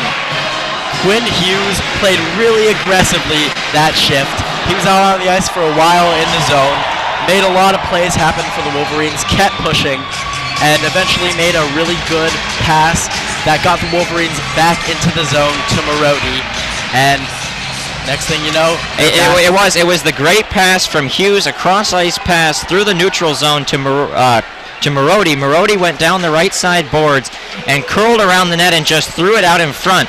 But here come the Gophers right away. Middlestat to Johnson, and there's one of your shot blocks. There we go. Knocked down by Lockwood, gives it to Norris. Here they come the other way. A 4-4 game with under 13 minutes to go. The Wolverines hold it in the offensive zone as it's just a little too far from Middlestat. Loose will be the one there, so we have an icing. 12:48 to go in period number 3. Slaker gets credit for the goal on the perfect setup from Calderon. One time it right over top of Shearhorn. And shots 27-25 in favor of Minnesota. An offensive zone faceoff because of the icing coming for the Wolverines. And to take it is going to be number 18, Adam Winborg, the fourth line out there for Michigan. The draw won, though, by the Gophers as Glover throws it. And it looks like it went into the hand of a Michigan player. Unsure who that is. Looks like it's Porikos. Sort of like maybe it went up into the glass. I'm not sure. Oh, it did. Yep, it deflected off of Porikos up into the glass, it looks like. And the referee skates over to the penalty box and asks for a new puck. Both teams will head to their benches to draw plays up. So now it's 4-4. Michigan's clawed all the way back. This game is even. If you're Mel Pearson, what are you telling your guys in this stoppage in action? I mean, I'd congratulate them. Not too much. They just came back again. They continued to answer. But I would really, if I were Pearson, I would really stress to everyone on that team, not just the top guys, hey, look, you're making plays. Continue to do that, and our veterans are going to make play. If you set them up like Quinn Hughes just did, got it in the hands of that top line of some of their best players, and they converted.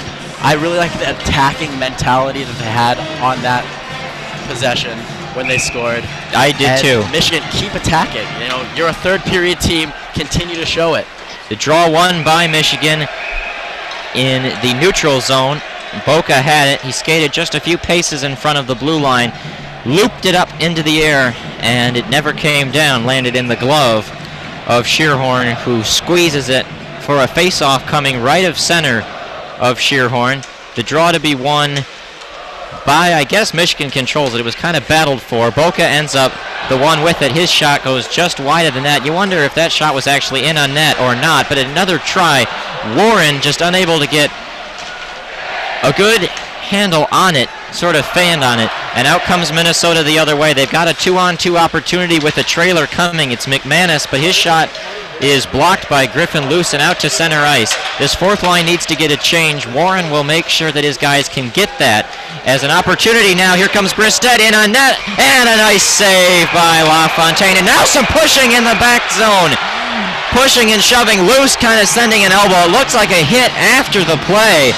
I was unable to tell. I was focused in on LaFontaine. He had secured the puck.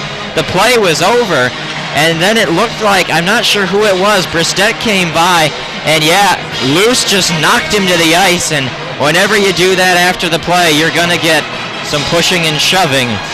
Well, that was a huge save by LaFontaine there, keeping his team in the game, make the plays that you have to. Yeah. To allow your team to stay in the game. And I think that third line for Minnesota with Bristett and McManus has done a great job using their speed to spread out the Michigan defense, and it led to a scoring opportunity right there. It certainly did. Bristett was unevaded. He had a defenseman checking him from the side, but he definitely was able to get a nice opportunity in on net as we're under 12 minutes to go. In a 4-4 hockey game, the pass comes out of the defensive zone, taken by Norman, but he was intercepted by Piazza. Quick pass to Sanchez, to Roos, who plays it off the boards as Michigan's going to get a change. Looks like they're going to go out to the top line as Pastuov and the remnants of the third line are still out there forechecking hard. Roos plays it to Ciccone, who then gives it to Danks, plays it off the board, slings around behind the goal as Calderon, Marodi, and Danks are now all out there, the top line. Out in the neutral zone, nice little play by Martin to play it off the boards just to Marodi, who could just gently nudge it into Quinn Hughes as he brings it into the offensive zone, and putting the trapper down is Shearhorn, and we'll have a face-off coming with 10:58 to go. Shots 28-26 in favor of Minnesota. Michigan, unless they got the first shot on net, which I can't remember if they did, they have trailed in shots all night long, but they've narrowed the gap once again to 28-26 as we're just over halfway to go here in the third period. Now it's going to be really interesting to see how aggressive the Wolverines are going to be. We talked at the beginning of the period, are they going to be high? This is one of the best teams in the nation, but do they really want to get that win? It's going to be interesting to see. I think for sure they want the win, but they can't sacrifice being a secure and sound defensive team in the name of trying to be aggressive. And ooh, a little wraparound try by Minnesota as they had quickly transitioned down the ice, but it never really came up, and here we go. Calderon's got it. He's going to take a shot, and a nice job by Steve Johnson to just stick his stick out there, get a piece of the puck as it deflects high and over top. The faceoff will stay in Minnesota's zone as it was last touched by Johnson. That's a fine defensive play. It really is, and again, Minnesota, good teams, if they make a mistake, they can do just enough to recover to prevent goals. That's what they did right there. Second line out there for Michigan. Slaker, again, it's interesting. He's been the centerman tonight. So frequently in the past, Norris was the center, but Slaker's the guy to be the center tonight. Slaker's unable to win that draw, however, and Minnesota will quickly grab at that speedy centerman, a top NHL prospect, Casey Middlestat, brings it in to the Michigan defensive zone, played off the boards as it just goes a little too far for Lindgren, and here comes Slaker trying to create an opportunity, but he was unable to fully secure it. And now, a big hit! But we can't wait, because now it's a 2-on-1 for Minnesota, bringing it in, he shoots, and a nice save from LaFontaine. A huge hit there from Griffin Luce to try to stop the rush, and as pretty as it looked, he didn't stop the rush, because it was still a 2-on-1 for Minnesota. A nice back check, though, from Michigan, but a good shot opportunity for Minnesota, a save by LaFontaine with exactly 10 minutes to go, and as you can see on the Jumbotron, it was number 19 for Minnesota, Scott Reedy, who he's going to feel that one tomorrow when he wakes up. That was a huge sequence for Michigan, getting a big hit, recovering LaFontaine with a big save. He was able to see it all the way. The draw won back by the Gophers, but quickly taken away. Ciccone, who then plays it out into the neutral zone. A chance created by Warren, but just not able to get it. Smatula brought it into the offensive zone, but he was just offside, so the faceoff will come outside the defensive zone for Michigan. In the neutral zone is where it will be. We got the under 10-minute timeout. The Ice Girls come out to resurface just a little bit, and now it is crunch time. I have to say, I'm really liking what I'm seeing from the Wolverines. Not afraid to throw down the body right there, make an electrifying play. However, I do think the Wolverines need to still keep focus on tightening up defensively. LaFontaine has just made a couple really big saves to keep his team in the game. That's because he's been able to see them all the way. Yeah. Michigan defense has done just enough to push the Minnesota players out of the way. Let's really hope to see them continue that trend and allow LaFontaine to keep his team in this game. Again, 4-4, really tight. Let's see your goalie play well. Put your team in a position to have a bounce going your way. Yeah, I'll agree with that. It get that one goal that it takes to become a victor. It only takes one. It only takes one opportunity, and that goes both ways. Because it really does. And they keep showing that the highlight of that big hit that Luce laid on Reedy. This was the NHL. That might be on SportsCenter, but not too many college hockey highlights do get on SportsCenter. A few do, though. We actually had a couple years ago. There was a goal, and it was tweeted into SportsCenter by our own Austin Falco. He got featured on SportsCenter, actually. But the action is back on as Michigan comes and controls it into the neutral zone, where Minnesota will put on the wheels, just try to backpedal into their own zone and get the troops set up as they bring the rush the other way. A little bit of a hit there by Sanchez. Really wasn't a whole lot of a hit. He just basically, the guy ran into him. But Pastuov puts it up into the air. Roos and Sanchez in after it, along with Pastuov, as their offensive zone opportunity, not a whole lot happened on it. Martin plays it off the boards, where Roos will then play it off the boards again, and then just kind of chip it deep for the Gophers, where they will take it before it's quickly intercepted. The neutral zone is kind of tightened up here in the last minute of action. Neither team with a whole lot going on. Warren plays it off the boards, just a little bit of a stick to try to create an opportunity for his guys. Martin took a little bit of a shot to try to keep it in. Warren chips it to Winborg. Winborg circles around, gets it to his stick, and he still has it. Puts it along the boards. Warren gets pushed down from behind by Minnesota, as there's some pushing and shoving going on in behind. Shoved down to the ice was Dexter Danks. It looked like the crowd kind of wanted a penalty, but not enough of a hit of any kind to really warrant that. With 8 minutes to go, a pass for Danks. Danks skates in.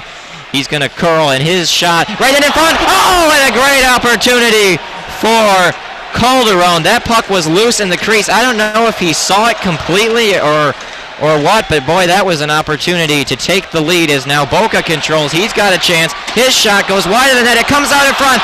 It's loose. Plays in front. Oh, Danks still with the shot, and now the Gophers clear it. About 3 or 4 A-grade chances, but now another opportunity. Marodi's got it on the right side. He skates in. His shot goes high up in the air, and it comes back down. Michigan is really pressing now with 7.5 minutes to go. Gates holds it, leaves it for Shee, but before he could get it, Hughes intercepts it with a nice handy check there by Nick Boca. He brings across the blue line, across the center line, back in the blue line, into the offensive zone. He curls, looks for his pass to a forward, unable to get it though. Norris recovers along with Calderon to help pinch. It looks like the second line is going to be coming out there for Michigan, as Norris was the only one with the first line. The defensemen passing it between each other, and here's the rest of the second line out there. Lockwood to Slaker, they find each other. Slaker leaves it behind, and a shot is deflected, and Slaker throws it through the crease, looking for Norris. Boca just sort of flips it up in the air, looking for Lockwood. Lockwood lays a heavy check with 3 Gophers down there, as Boca and company are all battling for it. Saccone grabs it. He circles around, looks for Boca, plays it off the boards, as Michigan is really kind of controlling play at the moment. Ciccone grabs it. He curls around the face-off dot, plays it off to Lockwood, and here they come the other way. The third line now getting a change out there for Michigan. Lockwood lost it off his stick for a second, throws it at the net as it goes wide and curls around behind the end boards. Lockwood got a pass back from Piazza off the boards. Ciccone tried to pinch in and keep it inside the zone. He was unable to, and now it's taken away by the Gophers, but they're a little bit of a rush, nothing going there, and here comes Sanchez the other way, and he was sealed off very quickly. A strong defensive play from Zulsdorf as it's taken by Piazza. Piazza, a stretch pass for Sanchez, leaves it behind Ciccone. Ciccone holds it at the blue line, gives it across for Piazza. Piazza just going to shoot it along the boards. Both teams are in the process of getting a change. The stretch pass for Bristet, he just taps it as Romanko goes in after it. Boca among the guys chipping away at it. Ramsey grabs it.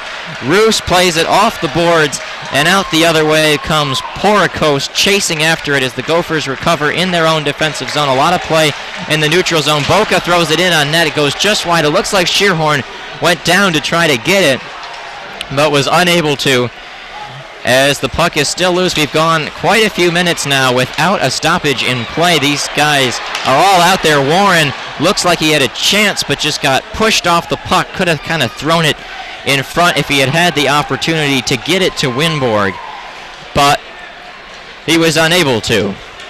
And the Gophers rekindle, bring it back the other way.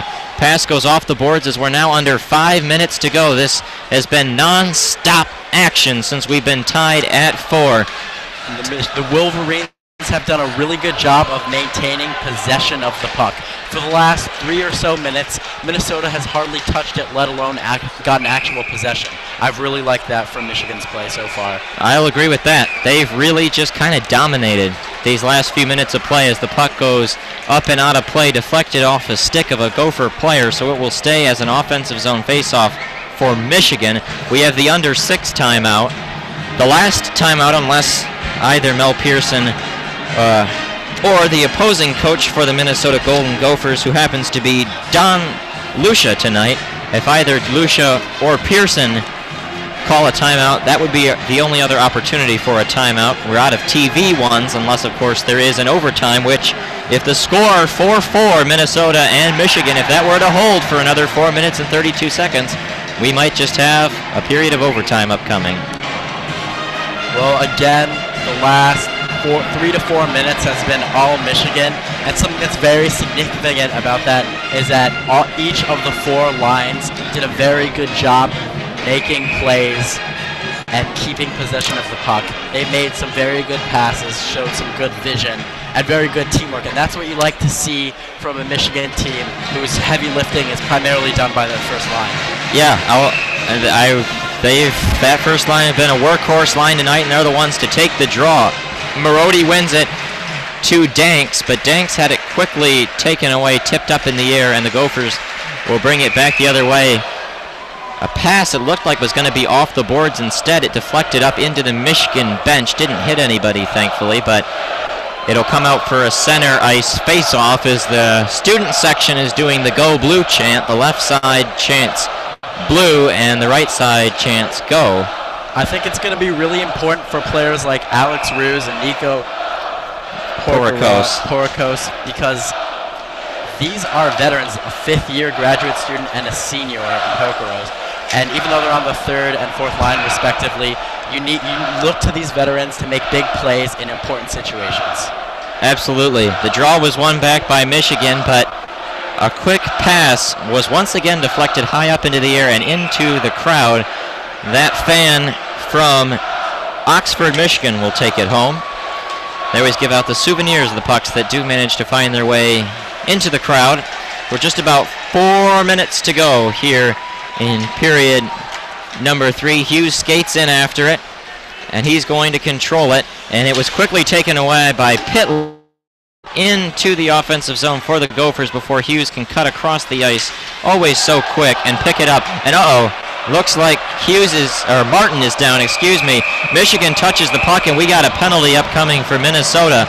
Hughes Martin, man, I keep saying Hughes. Martin was hit down hard right in front of the Michigan bench, too, and the bench did not like it. Heading to the box is number 19, Scott Reedy, the same guy whose clock got cleaned by Griffin Luce earlier in the period, is heading to the bad boy box. And Michigan will get a 2-minute opportunity to try to take command of this game and steal a win from one of the league's best teams.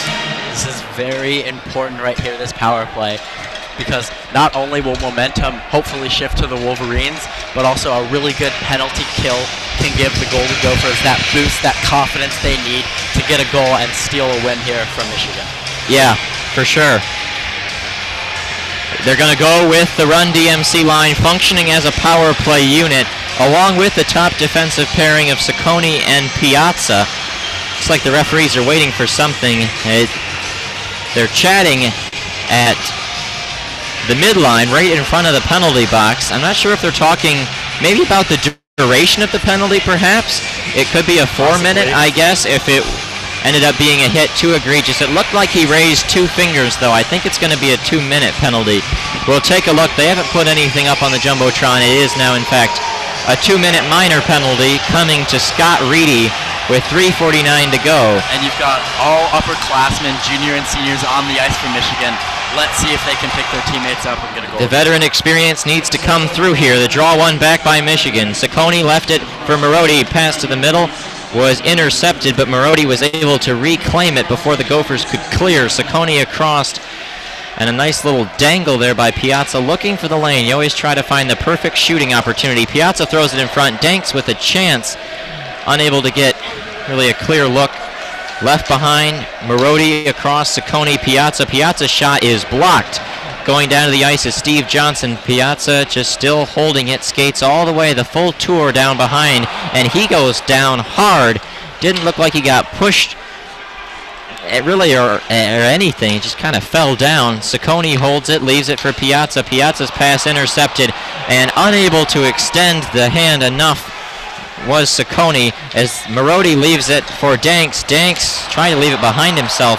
Just got a little too cute. Thought he had a man there. In fact, he did not. It was a Minnesota player who then intercepted it and dumped it into the Michigan zone. Out comes the second unit. Hughes stretch pass to Norris. To Slaker right out in front. Oh, and right into the glove.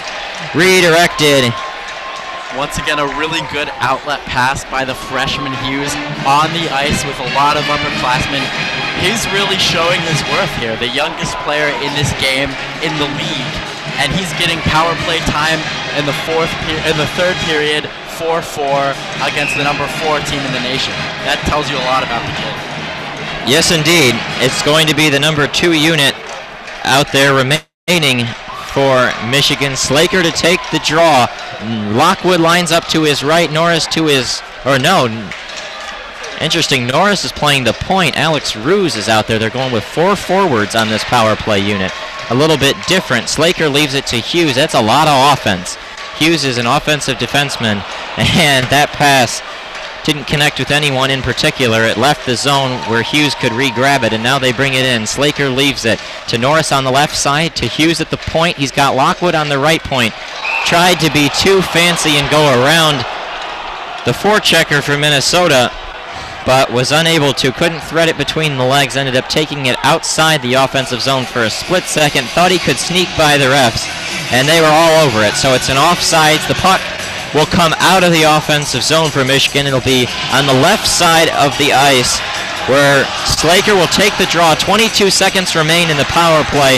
2 minutes, 11 seconds remain in period number 3 as we've got rock and roll all night from KISS going on. Face-offs are so important here in key situations in the third period. Let's see if Michigan can continue to control the puck. Well, and it's really the difference in this opportunity between a chance on the power play and not one. And they were able to win it. Hughes brings it into the offensive zone. They'll have a couple chances, about 15 seconds to go. Norris slings along the boards. Lockwood leaves it for Norris, battling alongside his teammate Slaker when then Lockwood comes up to grab it. But then he fell down. We've got an odd man rush coming, 3-on-2. But Smatula had it, and I think he might have brought it in just a tad too soon. The whistle sounds, and they're going to kick it out of the offensive zone, and so it will come to right by the Meyer logo where they'll do the face-off right side of the ice. And here comes the run DMC line for the Wolverines. Draw was won by Minnesota, but they didn't control it initially. Getting checked off the puck were the Gophers before they could control and get it into the Michigan offensive zone. The puck goes in where Luce has it. He dangles behind his own net. Stretch pass for Danks. Danks looking for Calderon, who puts it off the boards. We're just under 90 seconds to go, and then we would have a small break before a 5-minute overtime period. Both teams, I don't know if they're trying to get to that intentionally, but I think they could use a little bit of a rest. We haven't had a whole lot of stoppages here in the final 10 minutes. As Calderon plays it off the boards, we tick down the final 5 seconds before we hit the 1-minute mark. Michigan gets a wholesale change. The Gophers bring it in past center ice where Ciccone has it. He flips it up high in the air. Zulsdorf and Roos are right there battling before Minnesota was able to fully control. Zulsdorf played it off the boards. Roos takes it, and a little pass for Sanchez, who just kind of tips it in, neither team being super aggressive at the moment, and Roos plays it. He knocked it down with a high stick, so the moment he touches the puck, we get a face-off, which will come, not sure exactly where they're going to set it up. The refs are talking for a split second. We have 35.1 remaining, and if you're Michigan, do you just try to get to the overtime, or do you try to mount one last rush? I mean, I think you have to really pay attention to the situation, what happens after this face-off. Again, why face-offs are so important. If they can get a good win here, they have enough time to go on a really good rush, get a decent possession in, and get that opportunity to score and win this game. However, I think there's incredible importance on Michigan's defenders here. Can they have a solid, steady possession defensively, be in the right position, tighten up and not give away many chances, but then be able to stretch the ice, make some good outlet passes like Hughes has done tonight, and get that little burst of speed coming into the zone, which can really do wonders for you at the end of the third period when both teams are tired. Yes, indeed. Slaker is able to win the draw. It was at center ice. Now Lockwood brings it out. His shot right into the padding of Shearhorn where he freezes it. And so we will have 27 seconds, just a tad over that, in period number 3 remaining. And we talked about how Michigan had never at any point in this game outshot Minnesota. They are now doing it. Shots 31-29. This game has totally flipped. Minnesota went up 3-0. It's been 4-1 in goals in favor of Michigan since then. Slaker is unable to win that draw going up against that line of Gates, Novak, and company. Minnesota is able to control, and they bring it outside. 15 seconds to go. A shot in on LaFontaine gets deflected. It wasn't particularly hard. Lockwood pushed Gates to the boards. Piazza comes over to grab it. He leaves it behind for Slaker. Slaker plays it off the boards. We've got 2 seconds. A shot. Ooh, it just went wide, and we are going to overtime. Well, Michigan had the lead for the first time in shots. Now it's tied again. Very fitting. Tie score, tie amount of shots on goal. This has been a very even game, and for Michigan, that's a positive sign. This is one of the top teams in the country. And what I really like from the Wolverines is they've showed a lot of patience tonight. They were down 3-0. They came back. They were down 4-3. They came back again. They never really seemed like they were rushing too much, getting overly aggressive to the point where they're not playing smart, good defensive hockey. And that's hard to do when you're down to one of the best teams in the nation. I really, really like the patience, and I think you can attribute that to Mel Pearson. He seems to have his players in a really good mindset, having them play smart. This is a good result for the Wolverines. Let's see if they can get this win. But again, I really liked what I've seen from them tonight, and they seem to really be trusting themselves and trusting their play. Yeah, I'll agree with that. Minnesota and Michigan getting set for the overtime period. They had 1 minute of break time as Thunderstruck from AC/DC plays over the PA, getting the crowd pumped up for extra 5 minutes free hockey between Michigan and Minnesota. Michigan's last game was an overtime game against Ferris State. Unfortunately, Michigan is 0-2 this season in overtime. They dropped a heartbreaker to Penn State in State College, Pennsylvania.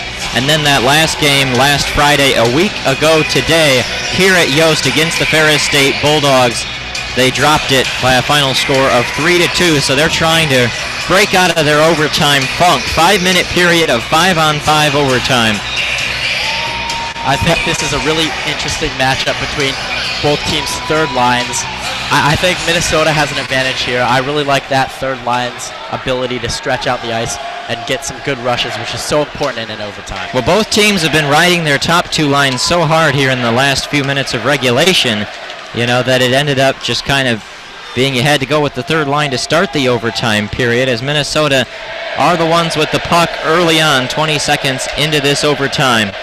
Controlled there by Bristet, went across looking for Lindgren. His shot deflected by a Michigan stick, high and up and out of play, so the faceoff will stay in the Michigan zone. 4:32 to go. Here in period number 4, technically, is what they're showing on the Jumbotron, but all of us know it as sudden death overtime. Quinn, the freshman here on defense for the Wolverines with the DMC line. I think he's going to play a key role. Marody won the draw back. Michigan was unable to get it out, though, as Zulsdorf just sort of threw it in on net. The puck comes free. It's loose in front. She had an opportunity to try to put it in. He decided to just kind of skate it down below. Now it's intercepted by Marody. Gives it off to Martin. Martin hands it to Calderon, but they were unable to once again get it out as the puck comes free right out in front. Where is it? And it just goes wide of the net. A couple good opportunities. Minnesota pressing hard. That shot deflects off a whole bunch of bodies, goes high off the glass, but stays in play. Martin takes it, and now an opportunity for Michigan the other way. Danks plays it to the center. Hughes is going to get on the forecheck. He waits, looking to try to get a change. Calderon is the one who ends up touching it behind himself. Norris lost it as Minnesota brings it in. Here comes an opportunity, but a great recovery by Griffin Luce to pinch back over and push his man off the puck, and down goes Lockwood.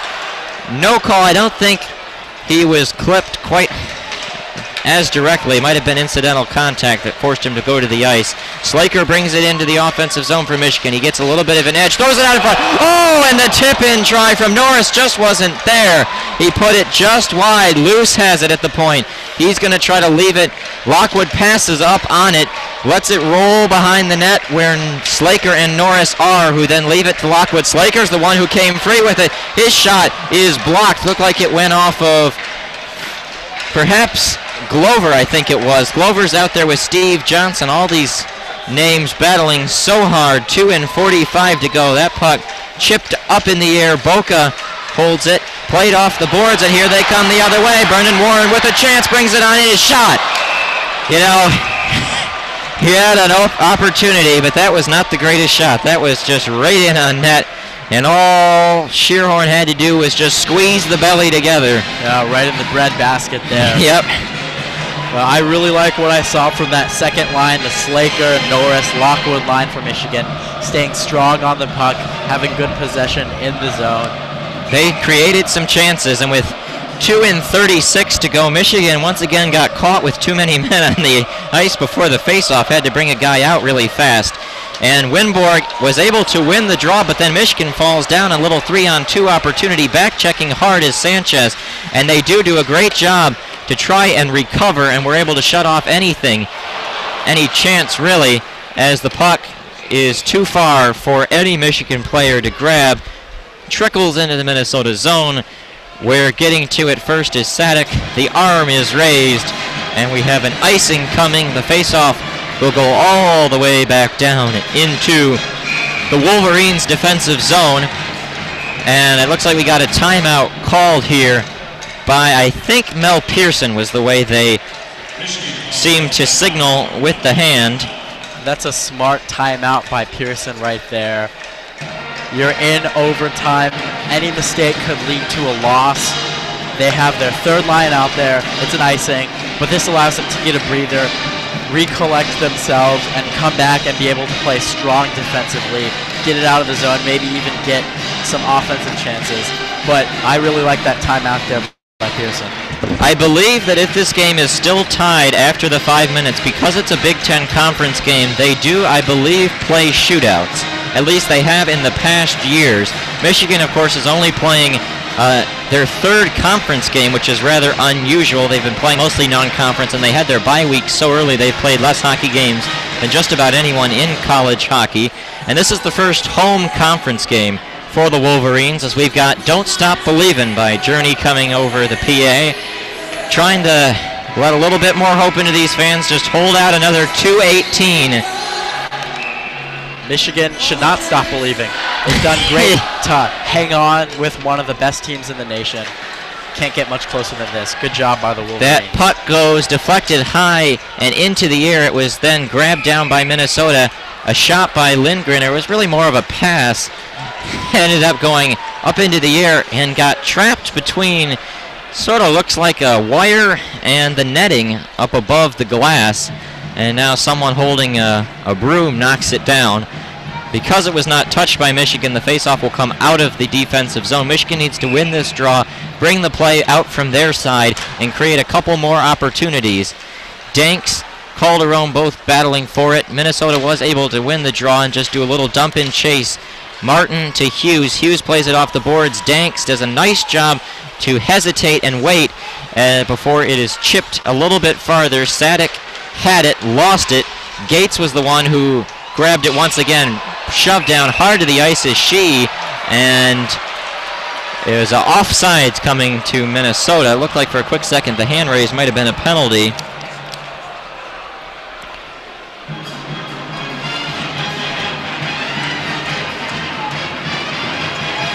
And there's only 1:47 left in this overtime period.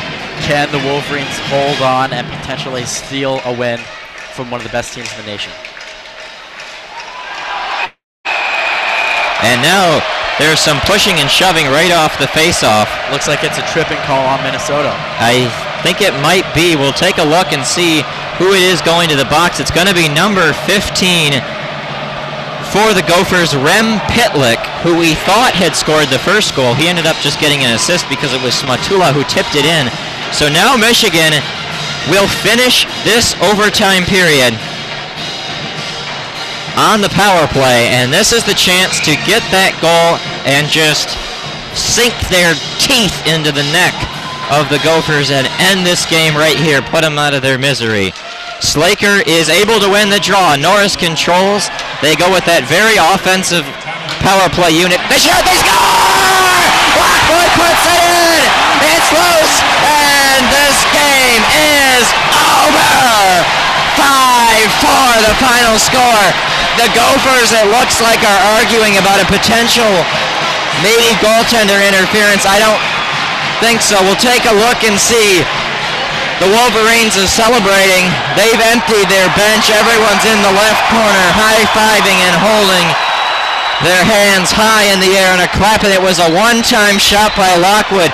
Got deflected up into the air, went off the post and in. Yeah, there's no goaltender interference. This game is over. Michigan has defeated the Golden Gophers 5-4. Dug their way out of a 3-0 hole to defeat the number 4 team in the country. And that was a great face-off win by the Wolverines.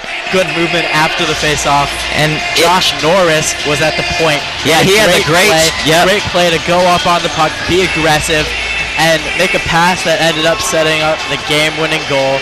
Great job by the Wolverines. 5-4 Michigan, overtime. They scored on a power play. They didn't play the greatest game of all time, but there's a lot to like from these Wolverines. Well, they all look the same in the W column, they say. Michigan will get the 3 points in Big Ten standings and advance to 2-1 in Big Ten play on the season. And it looked like even after both teams had emptied the bench, the captain Shee for Minnesota was sort of still arguing with the referee about something. I don't know what it is, but this game is long over. Both teams have lined up at center ice. One of the great traditions in all of sports, the handshake lines. As they finish it off, the final goal was scored with 1:36 remaining, just 8 seconds into that penalty. The crucial penalty taken by Rem Pitlick, and now the Wolverines gather around center ice. They slap their sticks down on the ice, and they salute the crowd, which they stayed tough. Even when they were down 3-0, no one headed for the exits. They waited this game out and watched their Wolverines dig out of it. They kept battling. They never gave up. They're a young team. But just like the song they play after Minnesota scores a goal, they always play "I Won't Back Down" by Tom Petty. Michigan did not back down in the face of adversity, and they came back and won this game. And let me tell you another reference to a song played, "Don't Stop Believing." Yeah, you Wolverines. You were all over it. A great win against Minnesota in overtime. The 4th-ranked team in the nation. And hey, let me tell you, there's going to be a party in South Detroit tonight. Michigan Wolverines 5-4 win, and it's gotta look good for the Wolverines. I mean, they did not play their best game, but they still came out with a win.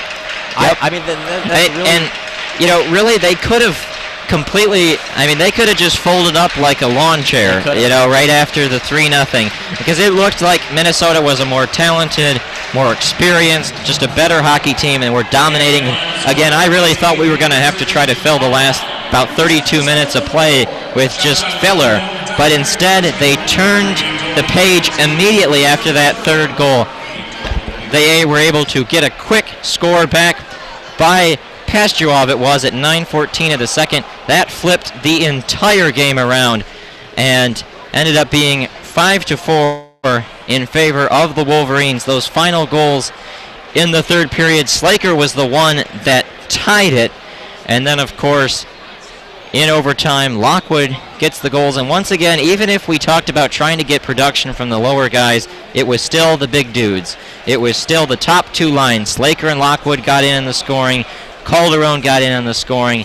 They created the opportunities for Michigan, and they were really what was able to bring this game out. And we've got about 1 minute to go in this broadcast, just in about 30 seconds. Just these two teams come back out there. They play again tomorrow. What are your thoughts about how Michigan brings the same energy tomorrow? Well, it's going to be really tough to beat a team as good as Wisconsin twice.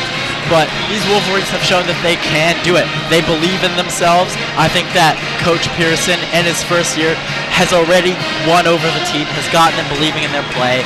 And a good example of that is how a team like Michigan, who is not as skilled, is not as good as Minnesota, can come away with a win. Yep. And as we finish off this broadcast, I want to thank all of you for tuning in tonight. Once again, I'm Alex Drain, Alex Shee. You also hear the voices of Pete Monahan and Ian Lemmersall.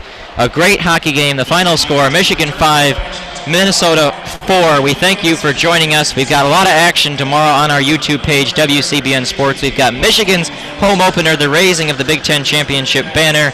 We've also got Michigan football against Maryland. And we will hope you tune into all of those games. Tomorrow's game will be on Big Ten Network. Thank you for tuning in, saying so long, good night, and go blue.